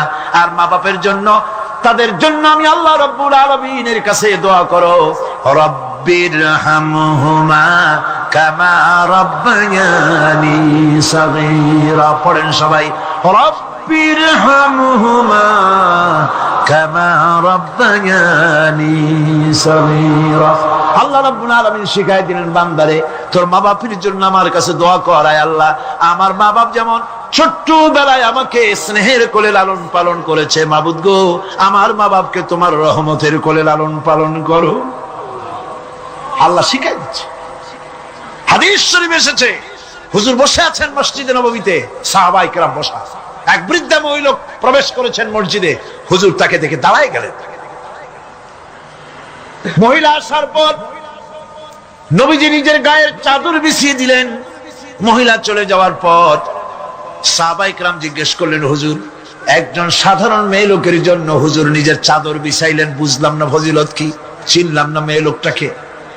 হুজুর বলেন, সাহাবীরা চাদর তো ভালো, হক তো আদায় করতে পারি নাই, চিনতে পারো নাই, তোমরা বুঝতে পারো নাই, আমি দুনিয়া আসার পর আমার মায়ের দুধ আমার কিসমতে তেমন হয় নাই, আমি আমার মায়ের যত্ন তেমন পাই নাই, স্নেহ আদর তেমন পাই নাই। যার বুকের দুধ খাইয়া, যার কোলে কাখে চড়ে আমি বড় হয়েছি, ইনি আমার সেই দুধ মা হযরতে হালিমাতুস সাদিয়া। বন্ধুরা, মা যদি বেঁচে থাকে রাত্রে বাড়ি গিয়ে পায়ে ধরুন, বলেন মা অন্যায় করেছি, জীবনে বহু বেয়াদবি করেছি, আমারে মাফ করে দাও। বিশ্বাস করুন, মা বাপের যদি খেদমত করেন, মা বাপ যদি রাজি থাকে, রিস্কে, খাদ্যে, টাকায়, ইজ্জতে জীবনেও কষ্ট হবে না। বিপদে অবিচলতার মুক্ত প্রতীক বিশ্বনবী মুহাম্মদ সাল্লাল্লাহু আলাইহি ওয়াসাল্লাম। সর্ব অবস্থায় আল্লাহর উপর ভরসা করে ধৈর্য ধরার ক্ষেত্রে তিনি স্থাপন করেছিলেন এক অনন্য দৃষ্টান্ত। হিজরতের ঘটনা তার প্রকৃষ্ট উদাহরণ। আমার ভাইয়েরা, বিপদে অবিচলতা আমাদেরকে পয়গম্বরেরা শিক্ষা দান করেছেন। আমরা দেখতে পেয়েছি বিশ্বনবী জনাবে মুহাম্মদুর রাসূলুল্লাহ সাল্লাল্লাহু আলাইহি ওয়াসাল্লাম হিজরতের রাত, কাফেররা চতুর্দিকে দাঁড়ানো, হযরত জিবরাইল এসে বলেন, ইয়া রাসূলুল্লাহ, হে কাফেররা চতুর্দিকে ঘিরে দাঁড়িয়েছে, গভীর রাত, এখন হাতে তাদের তরবারি, সকাল হলে পরেই তারা আপনাকে মেরে ফেলে দিবে, তাড়াতাড়ি ওঠেন, মদিনার দিকে চলে যান। আল্লাহ নবী ঘুমের থেকে জেগে হযরত আলীকে ডেকে বলেন, আলী, আল্লাহ অর্ডার করেছে আমি মদিনায় চললাম, আমার বিছানার পরে আমার চাদর গায়ে দিয়ে শুয়ে থাকো। হযরত আলী বলেন, আল্লাহর হাবিব, আপনার চাদর গায়ে দিয়ে ঘুমিয়ে থাকবো, সকালবেলায় কাফির বেঈমানেরা আপনার বিছানার পরে আপনার চাদর গায়ে দেওয়া অবস্থায় আমি আলীকে তারা মুহাম্মদ মনে করবে, আর আমি আলীকে নবী মনে করে তারা তাদের তরবারি দিয়া কেটে কেটে টুকরা টুকরা করে আমারে বিদায় করে দেবে দুনিয়া থেকে। এতটুকুনো পরোয়া করি না, বরং আমার দিলের মধ্যে এটাই তৃপ্তি থাকবে যে আমি আলীর জীবনের বিনিময় আল্লাহর হাবিব দুনিয়ায় বেঁচে আছেন। নবীজি ঘরের থেকে বেরোলেন, চতুর্দিকে কাফেররা দাঁড়ানো, আল্লাহর নবী হাতে এক মুষ্টি বালু হাতে নিয়ে শাহাদাতুল ওযু পড়ে তিনবার দম করে বালুগুলো ছেড়ে দিলেন। বালিগুলি ঘরের চতুর্দিকে কাফেরদের চোখে চলে গেল। পরবর্তী সময় রব্বুল আলামিন ডেকে বলেন, নবীরে, বালি যখন নিক্ষেপ আপনি করেছিলেন, ধুলাগুলি আপনি তো শুধু নিক্ষেপ করেছিলেন, কিন্তু চতুর্দিকে কাফেরদের চোখে গেল কেমনে? একদিকে মেরেছিলেন, সেই দিকেই তো যাওয়ার কথা ছিল, চতুর্দিকের কাফেরের চোখে চোখে সেগুলো পৌঁছে গেল কেমনে? ওয়ামা রামাইতা ইদ রামাইতা ওয়ালাকিন্নাল্লাহ রামা। আপনি নিক্ষেপ করেন নাই, যখন আপনি নিক্ষেপ করেছিলেন আপনি তো শুধু বালুকণা ছেড়েছেন, আর ওই বালুকণাগুলি ঘরের চতুর্দিকে সব কাফেরদের চোখে পৌঁছবার দায়িত্ব আমার কুদরত গ্রহণ করেছিল। আমার ভাইয়েরা, নবীজি বিপদে এতগুলি শত্রু তরবারি নিয়ে তিনি বিপদে ধৈর্য হারা হন নাই, আস্তে করে ঘরের থেকে বেরিয়ে হযরত আবু বকরের বাড়িতে গিয়ে হাজির। দরজায় গিয়ে আওয়াজ দিলেন, আবু বকর। অমনি দরজা খুলে গেল, লাব্বাইক ওয়া সাদাইক। হুজুর বলেন, আবু বকর রে, একটা ডাকে কেমনে সাড়া দিলে? তুমি কি ঘুমাইছিলে না? হযরত আবু বকর বলেন, হুজুর আপনি বলেছেন আমাকে নিয়ে হিজরত করবেন, আমি মনে মনে চিন্তা করেছি, না জানি কত রাত্রে নবীজি আসেন, উঠতে যদি আমার দেরি হয়ে যায়, নবীজি যদি দরজার কাছে দাঁড়ায় দাঁড়ায় আমারে ডাকাডাকি করে, আর আমি যদি ঘুমায় থাকি, তাহলে আল্লাহর নবীর সঙ্গে বেয়াদবি হয়ে যাবে। এই মনে করে বিছানায় না ঘুমাইয়া আপনার গলার আওয়াজ শোনার জন্য এই দরজার সঙ্গে পিঠ লাগাইয়া লাগাইয়া দাঁড়াইয়া ঘুমাচ্ছিলাম। আল্লাহর নবী হযরত আবু বকরকে সঙ্গে করে নিয়ে চললেন মদিনার দিকে, উল্টা পথে রওনা করলেন। বারবার কাবা শরীফের দিকে তাকাতে লাগলেন। বুখারী শরীফে এসেছে, নবীজি বারবার কাবার দিকে তাকিয়ে বলতেছেন, রে কাবা, বড় আশা ছিল তোর কাছে থাকবো, তোর খেদমত করব, কিন্তু তোর নিষ্ঠুর সন্তানেরা তোর কাছে আমারে থাকতে দিল না রে। আল্লাহ নবী মিসফালা দিয়ে জাবালে কেদোয়ার উপর দিয়ে চলে গেলেন জাবালে সুরে। গুহার কাছে যখন গিয়েছেন, হযরত রক্ত হয়ে গেল। হযরত আবু বকর রাদিয়াল্লাহু তাআলা আনহু বলছেন, হুজুর আর উপায় নাই, দিন হয়ে গেল, এখন বুঝি ধরা পড়ে যাব, ওই গুহার মধ্যে গিয়ে আশ্রয় নেই। তবে আপনি দাঁড়ান, গুহার ভিতরেই পাহাড়িয়া গুহা, বিচ্ছু থাকতে পারে, সাপ থাকতে পারে, আমি আগে ঢুকি, যদি কোনো হিংস্র প্রাণী থাকে আমার উপর দিয়া আঘাত হয়ে যাক, আল্লাহর নবী হেফাজতে থাকুন।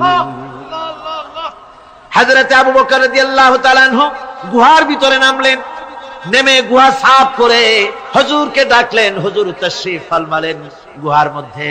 হুজুর বলেন, আবু বকর, হেঁটে হেঁটে কষ্ট হয়ে গেছে, তুমি বসো, তোমার উরুর উপরে মাথা রেখে আমি একটু ঘুমায়ে যাই।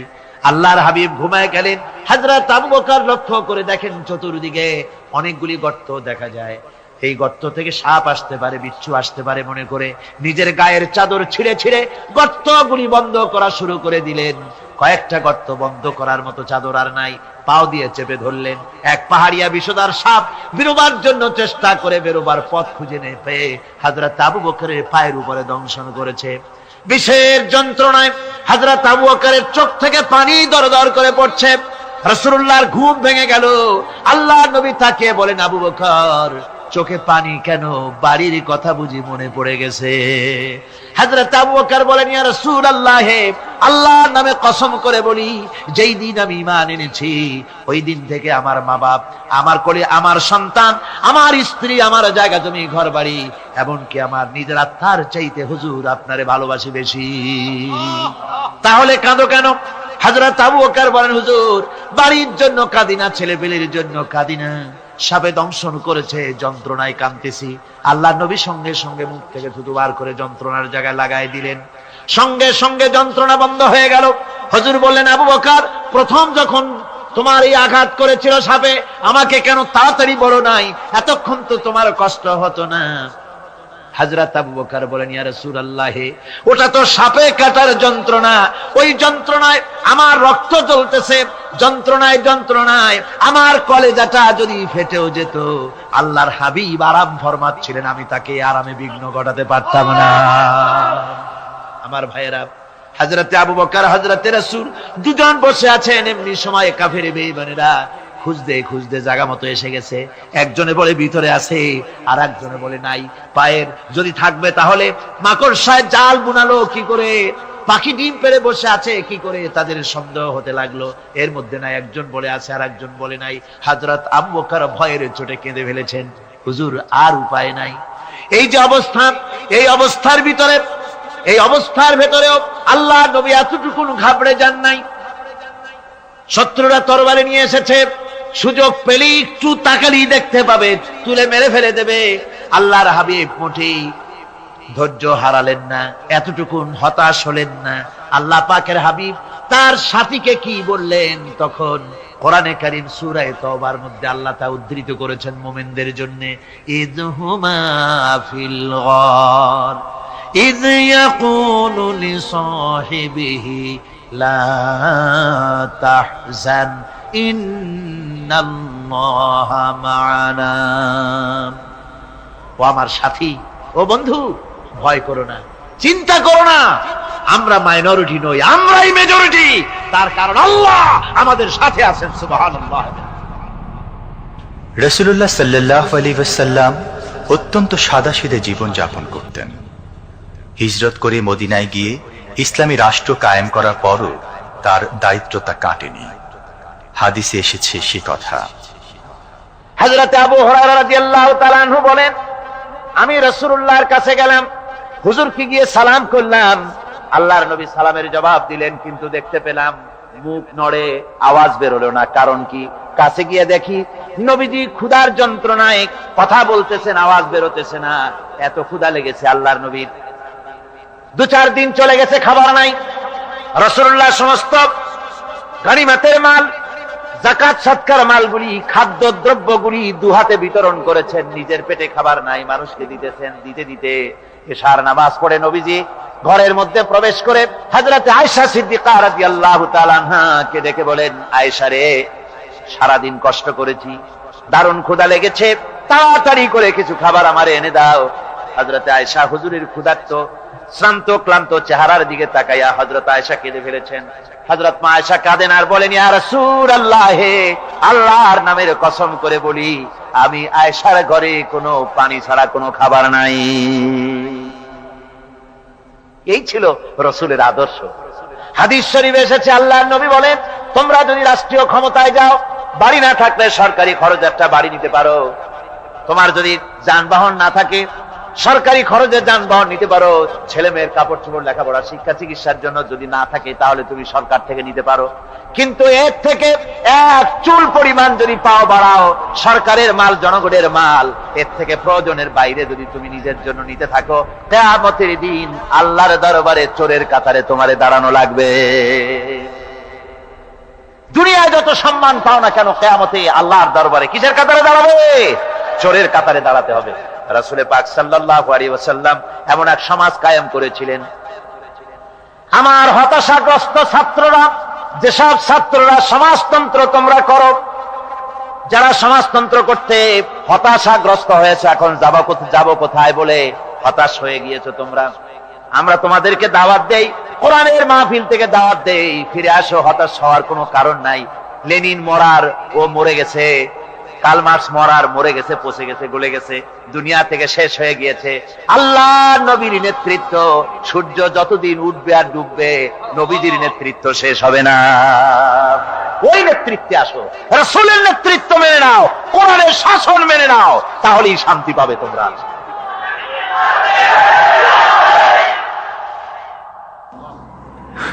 আল্লাহর নবী দুপুরে আরাম করতেছিলেন। হযরত ওমর বলেন, আমি দেখতে গিয়েছিলাম রাসূলুল্লাহকে, আমি যাই সালাম দিলাম, হুজুর উঠে বসলেন। আমি দেখি খেজুরের পাতা দিয়া বুনানো দড়ি, সেই দড়ি দিয়া বুনানো খাটিয়া এখনো মক্কা মদিনায় আছে, যারা হজ করতে গেছেন দেখেছেন। ওই দড়ি দিয়া বুনানো খাটিয়া, ওর উপরে তোশক নাই, বিছানার চাদর নাই, নিজের হাত মোবারক মাথার তলে দিয়া রাসূল শুয়ে আছেন। ওমরকে দেখে হুজুর উঠে বসলেন। ওমর বলেন, আমি রাসূলের পিঠের দিকে তাকায় দেখি দড়িগুলোর দাগ কেটে আছে। আমি সহ্য করতে পারলাম না, আমি শিশুর মতো ডুকরে কেঁদে উঠলাম, বললাম, ইয়া রাসূলুল্লাহ, এই পৃথিবীর কাফির বেঈমানেরা এত শান্তি করলো দুনিয়ায়, আর আল্লাহর হাবিবের পিঠে দড়ির দাগ বরদাস্ত করতে পারছি না। আপনি আমারে অনুমতি দেন, একটা তোশক আপনার জন্য বানায় দেই। হুজুর আমার বলেন, ওমর রে, শোনো, দুনিয়ায় শান্তি করার জন্য আমি আসি নাই। আমি যদি হুকুম করি উহুদ পাহাড় আমার জন্য সোনায় পরিণত হয়ে যা, উহুদ পাহাড়টা আমার জন্য সোনা হয়ে যেতে পারে। আমি দুনিয়ায় শান্তির জন্য আসি নাই, এসেছি মানবতার মুক্তির জন্য। পৃথিবীর মানুষগুলিকে বাঁচাতে এসেছি, সাদা কালো মানুষের ব্যবধান দূর করতে এসেছি। রাসূলুল্লাহ নারীর অধিকার দিলেন, সাদা কালা মানুষের ব্যবধান দূর করে দিলেন। পাহাড় সমান উঁচা সাদা কালা মানুষের অধিকারকে প্রতিষ্ঠিত করলেন, বললেন মানুষে মানুষে কোনো পার্থক্য নাই। আরবের উপরে অনারবের, অনারবের উপরে আরবের, ভাষার, সাদার উপরে কালোর, কালোর উপরে সাদার, কোন বর্ণ বৈষম্য ইত্যাদি দিয়ে মানুষের ফজিলত হয় না। মানুষের মর্যাদা বাড়ে, ইন্না আকরামাকুম ইনদাল্লাহি আতকাকুম। মানুষের মধ্যে মর্যাদা তোমাদের মধ্যে আল্লাহর কাছে তার, যে ব্যক্তি তোমাদের মধ্যে আল্লাহকে বেশি ভয় করে। সুবহানাল্লাহ কোন, সুবহানাল্লাহ কোন। আমার ভাইয়েরা, নবীজি মদিনা মুনাওয়ারায় ইসলামী রাষ্ট্রের রাষ্ট্রপ্রধান হয়েছেন। আজ বাজারে যেতেছেন, যাওয়ার সময় ডেকে ডেকে বলেন, বিধবাদের বাড়ির সামনে দিয়ে যায়, তোমাদের বাজার লাগবে নাকি? এতিমের বাড়ির সামনে থেকে যায়, তোমাদের বাজার লাগবে নাকি? আমারে বলো, আমি বাজার করে এনে দেব। নিজের পেটে খাবার নাই, দুয়ারে দুয়ারে খাবার পৌঁছে গেছে, খাবারের অভাব নাই। মানুষ খাওয়া পেয়েছে, পড়া পেয়েছে, চুরি ডাকাতি বন্ধ হয়ে গেছে। হুজুর বলেন খায়রুল কুরুনে কারনি, সর্বশ্রেষ্ঠ যুগ আমার যুগ। সুদ বন্ধ হয়ে গেল। রাসূলুল্লাহ বললেন সুদ আর চলবে না, হারাম। সুদ বন্ধ হয়ে গেল। হুজুর ব্যাংক চালু করে দিলেন। ব্যাংকের নাম হলো বাইতুল মাল। কি নাম হলো? এই ব্যাংক যেদিন রাসূলুল্লাহ উদ্বোধন করেন, আল্লাহ নবী বাইতুল মাল ব্যাংক উদ্বোধনের দিনে যে বক্তৃতা করলেন, বুখারীতে সেই বক্তৃতা লেখা হয়ে গেল। আল্লাহ নবী বলেন মান তারাকা দায়নান আউদিয়ান ফালাইয়া, আমার এই রাষ্ট্রের ভিতরে কোন মানুষ যদি ঋণগ্রস্ত অবস্থায় মারা যায় আর ঋণ পরিশোধ করার মতো অর্থ যদি তার কাছে না থাকে, তাহলে তার ঋণ পরিশোধের দায়িত্ব, তার বিধবা স্ত্রী আর তার এতিম বাল বাচ্চার সব দায়িত্ব আমি মুহাম্মদ সাল্লাল্লাহু আলাইহি ওয়াসাল্লাম আমার কাঁধের উপরে উঠাইয়া নিলাম। এমন সুন্দর রাষ্ট্র চালু হয়ে গেছে। মানুষ খাবার পেয়েছে, পড়ার পেয়েছে। বুড়োরা যাদের কাজ নাই, বুড়ো মানুষ কাজ করতে পারে না, তারা বসে বসে খাবারের ব্যবস্থা হয়ে গেছে। যুবকদের চাকরি হয়ে গেছে, বেকার কেউ আর বেকার নাই, সব কাজে ব্যস্ত হয়ে গেছে। মানুষের কাছে কাজ মিলেছে। কৃষক তাদের উৎপাদিত পণ্যের সঠিক মূল্য পাচ্ছে। শ্রমিক শ্রমের মর্যাদা পাচ্ছে। শ্রমিক মর্যাদা পাচ্ছে। রাসূলুল্লাহ বলেছেন শ্রমিক আর মালিক মনিব আর গোলামের সম্পর্ক না, সম্পর্ক ভাই ভাই। সম্পর্ক কি? শ্রমিকের মর্যাদা রাসূলুল্লাহ এভাবে দিলেন, নিজে শ্রম দিলেন। মদিনার 8 বছর চলে যাওয়ার পর হযরত আয়েশা রাসূলুল্লাহকে দেখলেন মাজা কুজা। হযরত আয়েশা বলেন হুজুর মাজাটা কুজা কেন? বয়সের কারণে হলো নাকি? হুজুর বলেন না, বয়সের কারণে হয় নাই। এই মদিনার চতুর্দিকে কাফির বেঈমানেরা যখন মদিনাকে আক্রমণ করেছিল, আমি তখন মদিনার চতুর্দিকে খন্দক পরিখা খনন করেছিলাম। 3 মাইল লম্বা, 15 ফিট গভীর, 30 ফিট চওড়া। সাহাবীরা মাটি কেটেছে, আমি মাটি বহন করেছি। আবার আমি মাটি কেটেছি, সাহাবীরা মাটি কেটেছে। মাটি কেটে আর মাটির ঝুড়ি বহন করে করে কোমরে যে বেদনা হয়েছিল, আজ পর্যন্ত সেই বেদনা সেরে যায় নাই। এই হলো আমার রাসূল, এ হলো বিশ্ব নবী। কি নবী? সিল্লা এখন কি নবী?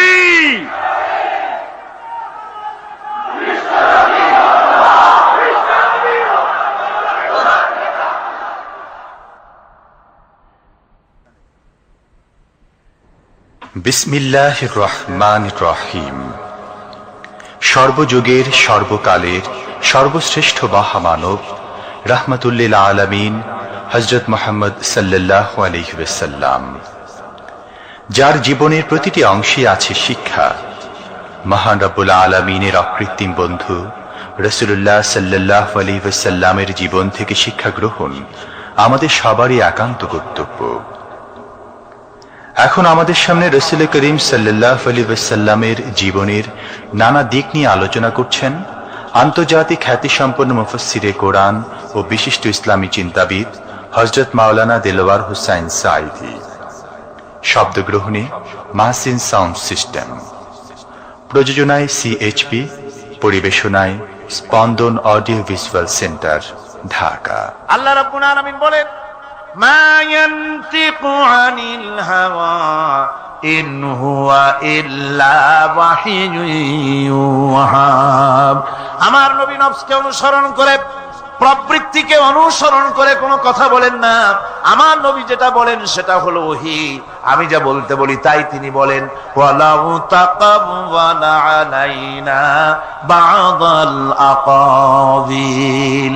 আমার নবী যদি নিজের থেকে বানিয়ে কোন কথা যদি কোরআনের ভিতরে আমার নামে চালায় দিতেন, আমি আল্লাহ রাব্বুল আলামিন আমার নবীর ডান হাতকে চেপে ধরতাম আর তার কণ্ঠ নালীকে আমি আল্লাহ রাব্বুল আলামিন কেটে ফেলে দিতাম। তিনি যা বলেছেন সব কার কথা? আল্লাহ পাকের কথা। তিনি হচ্ছেন গোটা বিশ্বের সর্বশ্রেষ্ঠ চরিত্রের আধার। তার চরিত্রের সার্টিফিকেট আল্লাহ পাক দিচ্ছেন। চরিত্রের সার্টিফিকেট কে দিলেন? আল্লাহ পাক দিয়েছেন। কোরআনে কারীমের মধ্যে আল্লাহ রাব্বুল আলামিন বলেন ওয়া ইন্নাকা লাআলা খুলুকিন আযীম। নবী হে, আপনি হচ্ছেন পুত পবিত্র চরিত্রের উপরে প্রতিষ্ঠিত। সুবহানাল্লাহ ওয়া বিহামদিহি। আপনি শ্রেষ্ঠ চরিত্রের উপরে প্রতিষ্ঠিত। দেখুন রাসূল করিম সাল্লাল্লাহু আলাইহি ওয়াসাল্লাম নবুয়ত পাওয়ার পর যখন তিনি ঘরে প্রবেশ করেছেন, সর্বপ্রথম হযরত জিবরাইলের সঙ্গে জীবনের প্রথম দেখা, ভয় পেয়েছেন, শরীরে জ্বর এসেছে এবং হযরতে খাদিজাকে গিয়ে বলছেন যে আমাকে ঢেকে দাও, আমি ভয় পেয়েছি। হযরতে খাদিজাতুল কুবরা রাদিয়াল্লাহু তাআলা আনহা তিনি রাসূলকে বলছেন, আবুল কাসেম, হে কাসেমের পিতা, আপনার ভয় পাওয়ার কোনো কারণ নাই, আপনাকে জিন বা শয়তান কোনো অনিষ্ট করতে পারে না, কারণ আপনি এতিমদেরকে, মিসকিনদেরকে খেতে দেন, আপনি বিধবাকে আশ্রয় দেন, আপনি প্রতিবেশীর হক আদায় করেন, আপনি আত্মীয়দের হক আদায় করেন। কি সার্টিফিকেট দিচ্ছেন? স্ত্রী তো স্বামীর জন্য ভালোবাসা দিতে পারে, মহব্বত দিতে পারে, জান দিতে পারে, কিন্তু ঈমান তো আনতে পারে না। ঈমান আনা তো এত সহজ ব্যাপার না। কিন্তু রাসূল করিম সাল্লাল্লাহু আলাইহি ওয়াসাল্লাম যখন তাকে তাওহীদের দাওয়াত দিলেন, রিসালাতের দাওয়াত দিলেন এবং বললেন আমি নবী, হযরত খাদিজা এক মুহূর্ত দেরি করেন। হযরতে খাদিজা তার কাছে রাসূলুল্লাহ যখন রিসালাতের দাওয়াত পেশ করলেন, সঙ্গে সঙ্গে হযরত খাদিজা পড়ে নিলেন লা ইলাহা ইল্লাল্লাহু মুহাম্মাদুর রাসূলুল্লাহ। জোরে জোরে পড়েন লা ইলাহা ইল্লাল্লাহ, লা ইলাহা ইল্লাল্লাহ।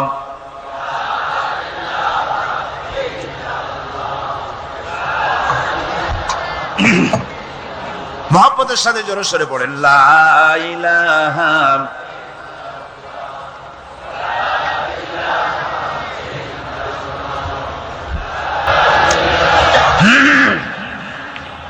লা ইলাহা ইল্লাল্লাহু মুহাম্মাদুর রাসূলুল্লাহ। আমার বন্ধুগণ, রাসূল করিম সাল্লাল্লাহু আলাইহি ওয়াসাল্লামের উপরে স্ত্রী ঈমান আনলেন। খাদেম ছিলেন হযরতে যায়েদ। খাদেম তো তার প্রভুর জন্য জান দিতে পারে, মাল দিতে পারে, মহব্বত করতে পারে, সব পারে।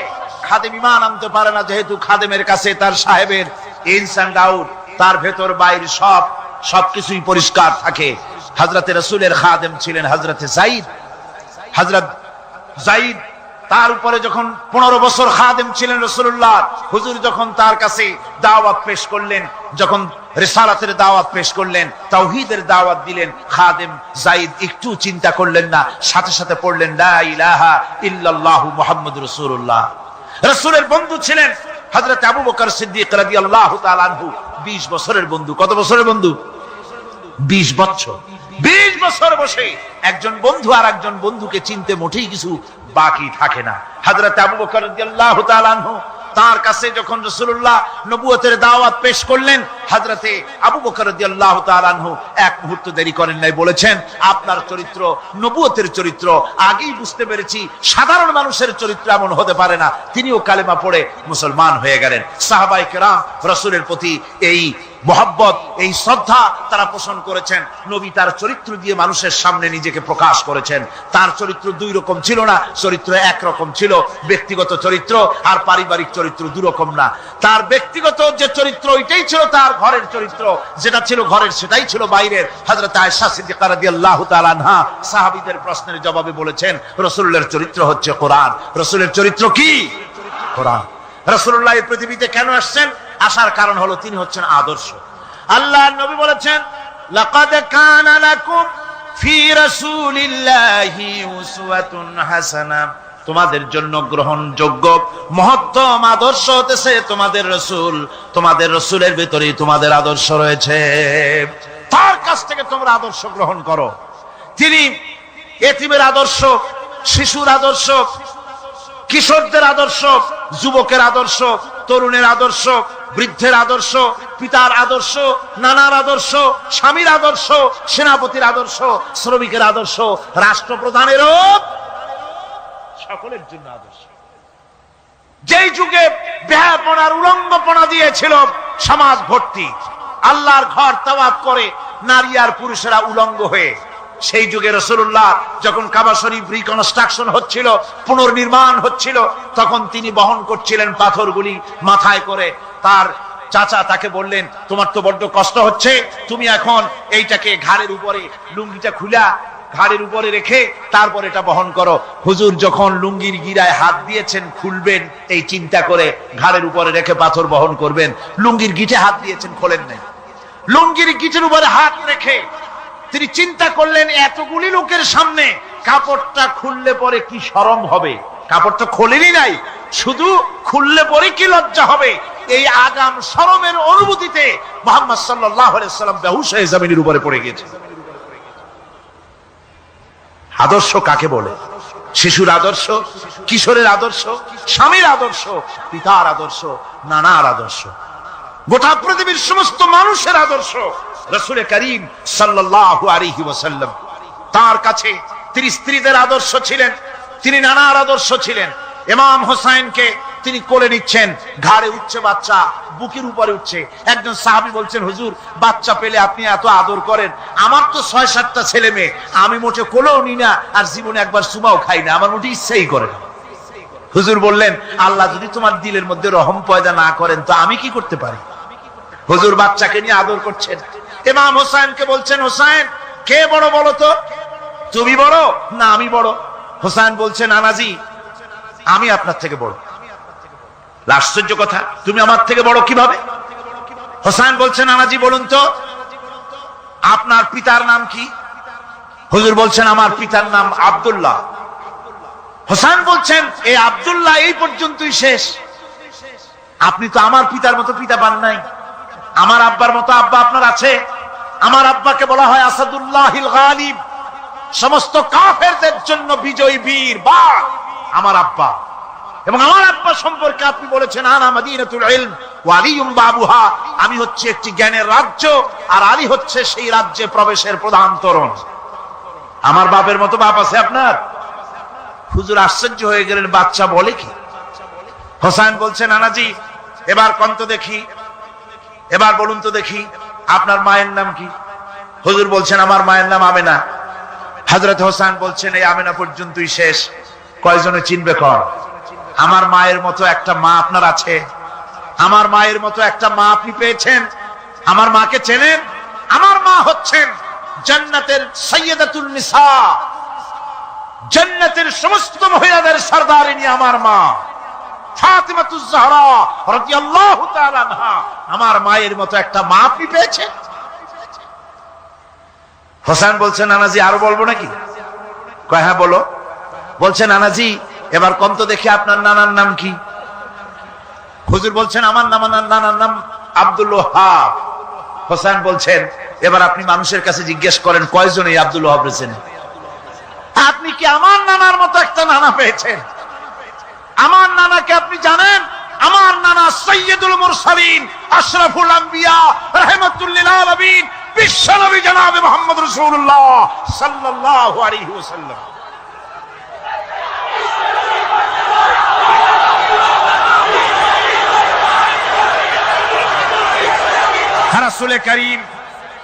রাসূল করিম সাল্লাল্লাহু আলাইহি ওয়াসাল্লাম হোসেনকে বুকের সাথে জড়িয়ে ধরে হোসেনের ঠোঁটের উপরে, তার চিবুকের উপরে, তার গণ্ডদেশে, তার কপলে বারবার চুমো খেতে লাগলেন আর বললেন, নানা আমি আজকে তোমার সামনে হেরে গেলাম। সুবহানাল্লাহ ওয়া বিহামদিহি। কি আদর করতেন তিনি বাচ্চাদেরকে। রাসূলুল্লাহ রাস্তা দিয়ে যেতেন আর বাচ্চারা খেলাধুলা ছেড়ে রাসূলের কাছে ছুটে আসতো। একবার তো রাসূলুল্লাহ একটা বাচ্চার মাথায় হাত বুলিয়ে খেলা ছেড়ে দিয়ে ছুটে আসছে। হুজুর তাকে জিজ্ঞেস করলেন, তোমার সাথে যে পাখিটা থাকতো সেই লাল পাখিটা কই? ছেলে তো কেঁদে ফেললো। ছেলে বলে ফেললো যে আপনি বিশ্বনবী, আমি একটা ছোট্ট মানুষ, আমার পাখির খবর আপনি রাখেন। সুবহানাল্লাহ ওয়া বিহামদিহি। রাসূলুল্লাহ তার চরিত্র দিয়ে মানুষকে জয় করেছিলেন, মহব্বত দিয়ে। তরবারি দিয়ে ইসলাম প্রতিষ্ঠিত হয় নাই, ইসলাম এসেছে মহব্বত দিয়ে, উদারতা দিয়ে, ভালোবাসা দিয়ে। তরবারি দিয়ে ইসলাম বিজয় হয় নাই পৃথিবীর বুকে। পিতামাতার প্রতি ভালোবাসা ইসলামের এক মহান শিক্ষা, যা দেখতে পাওয়া যায় রাসূলুল্লাহ সাল্লাল্লাহু আলাইহি ওয়াসাল্লামের চরিত্রে। আল্লাহ রাব্বুল আলামিন বলেন, ওয়াকুল লাহুমা কাওলান কারীমা, মা বাবার সঙ্গে সম্মানজনক কথা বলো, খবরদার বেয়াদবি করবে না।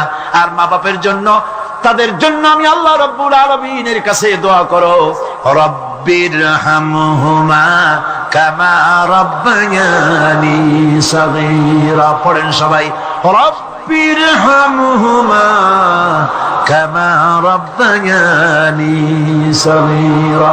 আল্লাহ রাব্বুল আলামিন শিখাই দিলেন বান্দারে, তোর মা বাপের জন্য আমার কাছে দোয়া কর, আয় আল্লাহ আমার মা বাপ যেমন ছোট্টবেলায় আমাকে স্নেহের কোলে লালন পালন করেছে, মাবুদ গো আমার মা বাপকে তোমার রহমতের কোলে লালন পালন করো।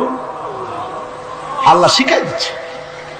হাদিস শরীফ এসেছে, হুজুর বসে আছেন মসজিদে নববীতে, সাহাবায়ে কেরাম বসা, এক বৃদ্ধা মহিলা প্রবেশ করেছেন মসজিদে, হুজুর তাকে দেখে দাঁড়ায় গেলেন।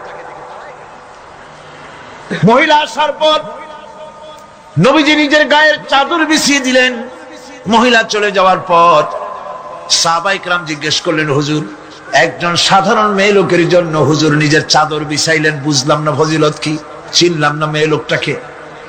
হুজুর বলেন, সাহাবীরা চাদর তো ভালো, হক তো আদায় করতে পারি নাই, চিনতে পারো নাই, তোমরা বুঝতে পারো নাই, আমি দুনিয়া আসার পর আমার মায়ের দুধ আমার কিসমতে তেমন হয় নাই, আমি আমার মায়ের যত্ন তেমন পাই নাই, স্নেহ আদর তেমন পাই নাই।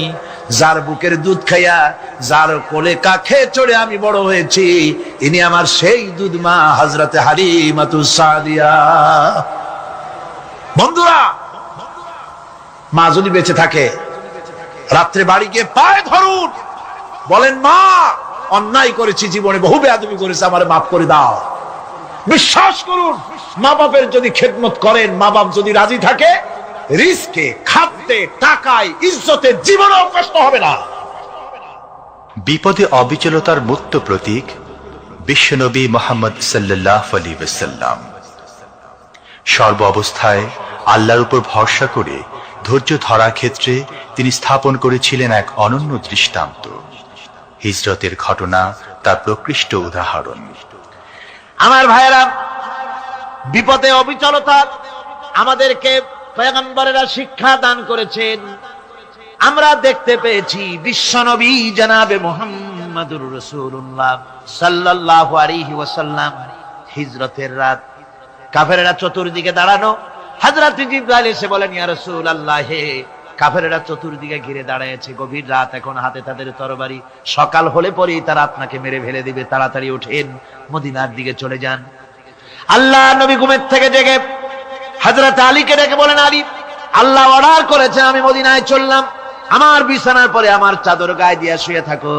হযরত আলী বলেন, আল্লাহর হাবিব, আপনার চাদর গায়ে দিয়ে ঘুমিয়ে থাকবো, সকালবেলায় কাফির বেঈমানেরা আপনার বিছানার পরে আপনার চাদর গায়ে দেওয়া অবস্থায় আমি আলীকে তারা মুহাম্মদ মনে করবে, আর আমি আলীকে নবী মনে করে তারা তাদের তরবারি দিয়া কেটে কেটে টুকরা টুকরা করে আমারে বিদায় করে দেবে দুনিয়া থেকে। এতটুকুনো পরোয়া করি না, বরং আমার দিলের মধ্যে এটাই তৃপ্তি থাকবে যে আমি আলীর জীবনের বিনিময় আল্লাহর হাবিব দুনিয়ায় বেঁচে আছেন। নবীজি ঘরের থেকে বেরোলেন, চতুর্দিকে কাফেররা দাঁড়ানো, আল্লাহ নবী হাতে এক মুষ্টি বালু হাতে নিয়ে শাহাতেল ওযু পড়ে তিনবার দম করে বালুগুলো ছেড়ে দিলেন। বালিগুলি ঘরের চতুর্দিকে কাফেরদের চোখে চলে গেল। পরবর্তী সময় রব্বুল আলামিন ডেকে বলেন, নবীরে, বালি যখন নিক্ষেপ আপনি করেছিলেন, ধুলাগুলি আপনি তো শুধু নিক্ষেপ করেছিলেন, কিন্তু চতুর্দিকে কাফেরদের চোখে গেল কেমনে? একদিকে মেরেছিলেন, সেই দিকেই তো যাওয়ার কথা ছিল, চতুর্দিকের কাফেরের চোখে চোখে সেগুলো পৌঁছে গেল কেমনে? ওয়ামা রামাইতা ইদ রামাইতা ওয়ালাকিন্নাল্লাহ রামা। আপনি নিক্ষেপ করেন নাই, যখন আপনি নিক্ষেপ করেছিলেন আপনি তো শুধু বালুকণা ছেড়েছেন, আর ওই বালুকণাগুলি ঘরের চতুর্দিকে সব কাফেরদের চোখে পৌঁছবার দায়িত্ব আমার কুদরত গ্রহণ করেছিল। আমার ভাইয়েরা, নবীজি বিপদে, এতগুলি শত্রু তরবারি নিয়ে তিনি বিপদে ধৈর্যহারা হন নাই, আস্তে করে ঘরের থেকে বেরিয়ে হযরত আবু বকরের বাড়িতে গিয়ে হাজির। দরজায় গিয়ে আওয়াজ দিলেন, আবু বকর। অমনি দরজা খুলে গেল, লাব্বাইক ওয়া সাদাইক। হুজুর বলেন, আবু বকর রে, একটা ডাকে কেমনে সাড়া দিলে? তুমি কি ঘুমাইছিলে না? হযরত আবু বকর বলেন, হুজুর আপনি বলেছেন আমাকে নিয়ে হিজরত করবেন, আমি মনে মনে চিন্তা করেছি, না জানি কত রাত্রে নবীজি আসেন, উঠতে যদি আমার দেরি হয়ে যায়, নবীজি যদি দরজার কাছে দাঁড়ায় দাঁড়ায় আমারে ডাকাডাকি করে, আর আমি যদি ঘুমায় থাকি, তাহলে আল্লাহর নবীর সঙ্গে বেয়াদবি হয়ে যাবে। এই মনে করে বিছানায় না ঘুমাইয়া আপনার গলার আওয়াজ শোনার জন্য এই দরজার সঙ্গে পিঠ লাগাইয়া লাগাইয়া দাঁড়াইয়া ঘুমাচ্ছিলাম। আল্লাহর নবী হযরত আবু বকরকে সঙ্গে করে নিয়ে চললেন মদিনার দিকে, উল্টা পথে রওনা করলেন। বারবার কাবা শরীফের দিকে তাকাতে লাগলেন। বুখারী শরীফে এসেছে, নবীজি বারবার কাবার দিকে তাকিয়ে বলতেছেন, রে কাবা, বড় আশা ছিল তোর কাছে থাকবো, তোর খেদমত করব, কিন্তু তোর নিষ্ঠুর সন্তানেরা তোর কাছে আমারে থাকতে দিল না রে। আল্লাহ নবী মিসফালা দিয়ে জাবালে কেদোয়ার উপর দিয়ে চলে গেলেন জাবালে সুরে। গুহার কাছে যখন গিয়েছেন, হযরত রক্ত হয়ে গেল। হযরত আবু বকর রাদিয়াল্লাহু তাআলা আনহু বলছেন, হুজুর আর উপায় নাই, দিন হয়ে গেল, এখন বুঝি ধরা পড়ে যাব, ওই গুহার মধ্যে গিয়ে আশ্রয় নেই।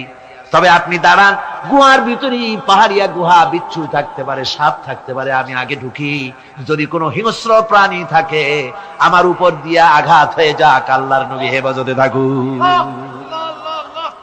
হযরত আবু বকর রাদিয়াল্লাহু তাআলা আনহু গুহার ভিতরে নামলেন।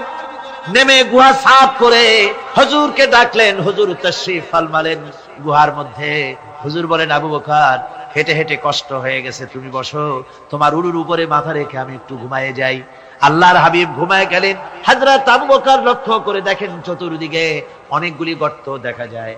এই গর্ত থেকে সাপ আসতে পারে, বিচ্ছু আসতে পারে মনে করে নিজের গায়ের চাদর ছিঁড়ে ছিঁড়ে গর্তগুলি বন্ধ করা শুরু করে দিলেন। কয়েকটা গর্ত বন্ধ করার মতো চাদর আর নাই, পাও দিয়ে চেপে ধরলেন। এক পাহাড়িয়া বিষধর সাপ বেরোবার জন্য চেষ্টা করে বেরোবার পথ খুঁজে না পেয়ে হযরত আবু বকরের পায়ের উপরে দংশন করেছে। বিষের যন্ত্রণায় হযরত আবু বকরের চোখ থেকে পানি দরদর করে পড়ছে। রাসূলুল্লাহর ঘুম ভেঙে গেল। আল্লাহর নবী তাকিয়ে বলেন, আবু বকর, চোখে পানি কেন? বাড়ির কথা বুঝি মনে পড়ে গেছে?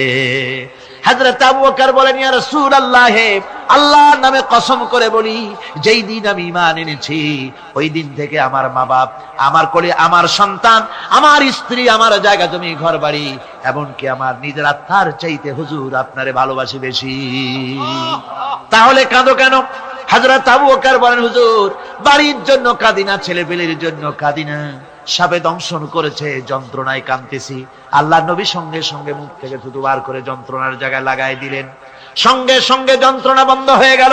হুজুর বললেন, আবু বকর, প্রথম যখন তোমার এই আঘাত করেছিল সাপে, আমাকে কেন তাড়াতাড়ি বলো নাই? এতক্ষণ তো তোমার কষ্ট হতো না। হযরত আবু বকর বলেন, ইয়া রাসূলুল্লাহ, ওটা তো সাপে কাটার যন্ত্রণা, ওই যন্ত্রণায় আমার রক্ত জ্বলতেছে, যন্ত্রণায় যন্ত্রণায় আমার কলেজাটা যদি ফেটেও যেত, আল্লাহর হাবিব আরাম ফরমাচ্ছিলেন, আমি তাকে আরামে বিঘ্ন ঘটাতে পারতাম না। আমার ভাইয়েরা, হযরতে আবু বকর, হযরতে রাসূল দুজন বসে আছেন। এমনি সময় কাফের বেঈমানেরা খুঁজতে খুঁজতে জায়গা মতো এসে গেছে। একজনে বলে ভিতরে আছে, আর একজনে বলে নাই। পায়ের যদি থাকবে তাহলে মাকড়সায় জাল বুনালো কি করে, পাখি ডিম পেড়ে বসে আছে কি করে, তাদের সন্দেহ হতে লাগলো। এর মধ্যে নাই, একজন বলে আছে আর একজন বলে নাই। হযরত আবু বকর ভয়ের চোটে কেঁদে ফেলেছেন, হুজুর আর উপায় নাই। এই যে অবস্থা, এই অবস্থার ভিতরে, এই অবস্থার ভেতরেও আল্লাহ নবী এতটুকু ঘাবড়ে যান নাই। শত্রুরা তরবারি নিয়ে এসেছে, সুযোগ পেলেই একটু তাকালেই দেখতে পাবে, তুলে মেরে ফেলে দেবে। আল্লাহর হাবিব মোটেই ধৈর্য হারালেন না, এতটুকু হতাশ হলেন না। আল্লাহ পাকের হাবিব তার সাথীকে কি বললেন? তখন কোরআনে কারীম সূরা তাওবার মধ্যে আল্লাহ তা উদ্ধৃত করেছেন মুমিনদের জন্য, ইযহুমা ফিল গার ইয ইয়াকুলু লিসাহিবিহি লা তাহজান ইন্নাল্লাহা মা'ানা। ও আমার সাথী, ও বন্ধু, ভয় করো না, চিন্তা করো না, আমরা মাইনরিটি নই, আমরাই মেজরিটি। তার কারণ আল্লাহ আমাদের সাথে আছেন। সুবহানাল্লাহ। রাসূলুল্লাহ সাল্লাল্লাহু আলাইহি ওয়াসাল্লাম অত্যন্ত সাদাসিধে জীবন যাপন করতেন। হিজরত করে মদিনায় গিয়ে ইসলামী রাষ্ট্র কায়েম করার পরও তার দায়িত্বটা কাটেনি। হাদিসে এসেছে সে কথা।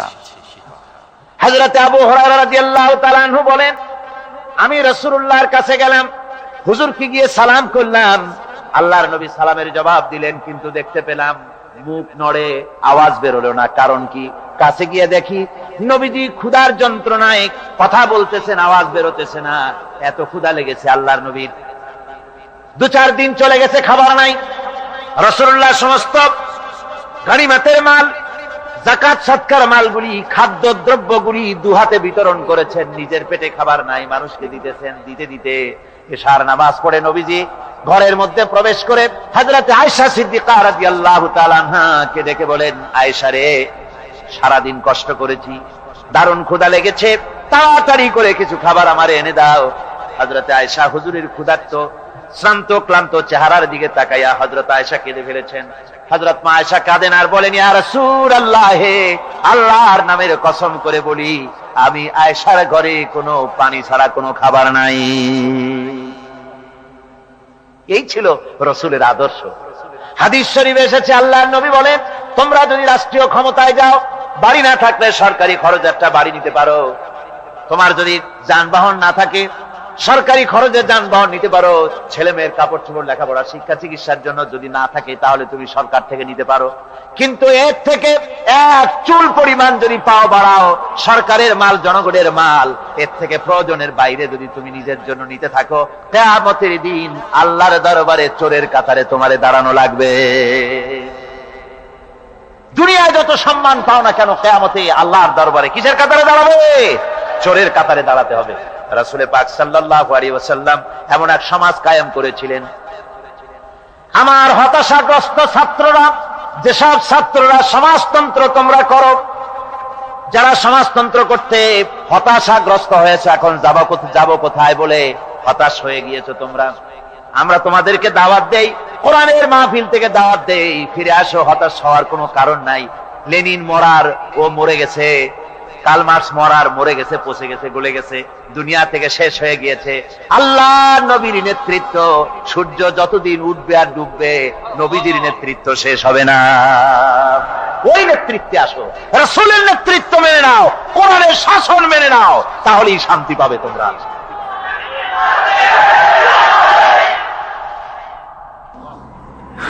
আল্লাহর নবী দুপুরে আরাম করতেছিলেন। হযরত ওমর বলেন, আমি দেখতে গিয়েছিলাম রাসূলুল্লাহকে, আমি যাই সালাম দিলাম, হুজুর উঠে বসলেন। আমি দেখি খেজুরের পাতা দিয়া বুনানো দড়ি, সেই দড়ি দিয়া বুনানো খাটিয়া এখনো মক্কা মদিনায় আছে, যারা হজ করতে গেছেন দেখেছেন। ওই দড়ি দিয়া বুনানো খাটিয়া, ওর উপরে তোশক নাই, বিছানার চাদর নাই, নিজের হাত মোবারক মাথার তলে দিয়া রাসূল শুয়ে আছেন। ওমরকে দেখে হুজুর উঠে বসলেন। ওমর বলেন, আমি রাসূলের পিঠের দিকে তাকায় দেখি দড়িগুলোর দাগ কেটে আছে। আমি সহ্য করতে পারলাম না, আমি শিশুর মতো ডুকরে কেঁদে উঠলাম, বললাম, ইয়া রাসূলুল্লাহ, এই পৃথিবীর কাফির বেঈমানেরা এত শান্তি করলো দুনিয়ায়, আর আল্লাহর হাবিবের পিঠে দড়ির দাগ বরদাস্ত করতে পারছি না। আপনি আমার অনুমতি দেন, একটা তোশক আপনার জন্য বানায় দেই।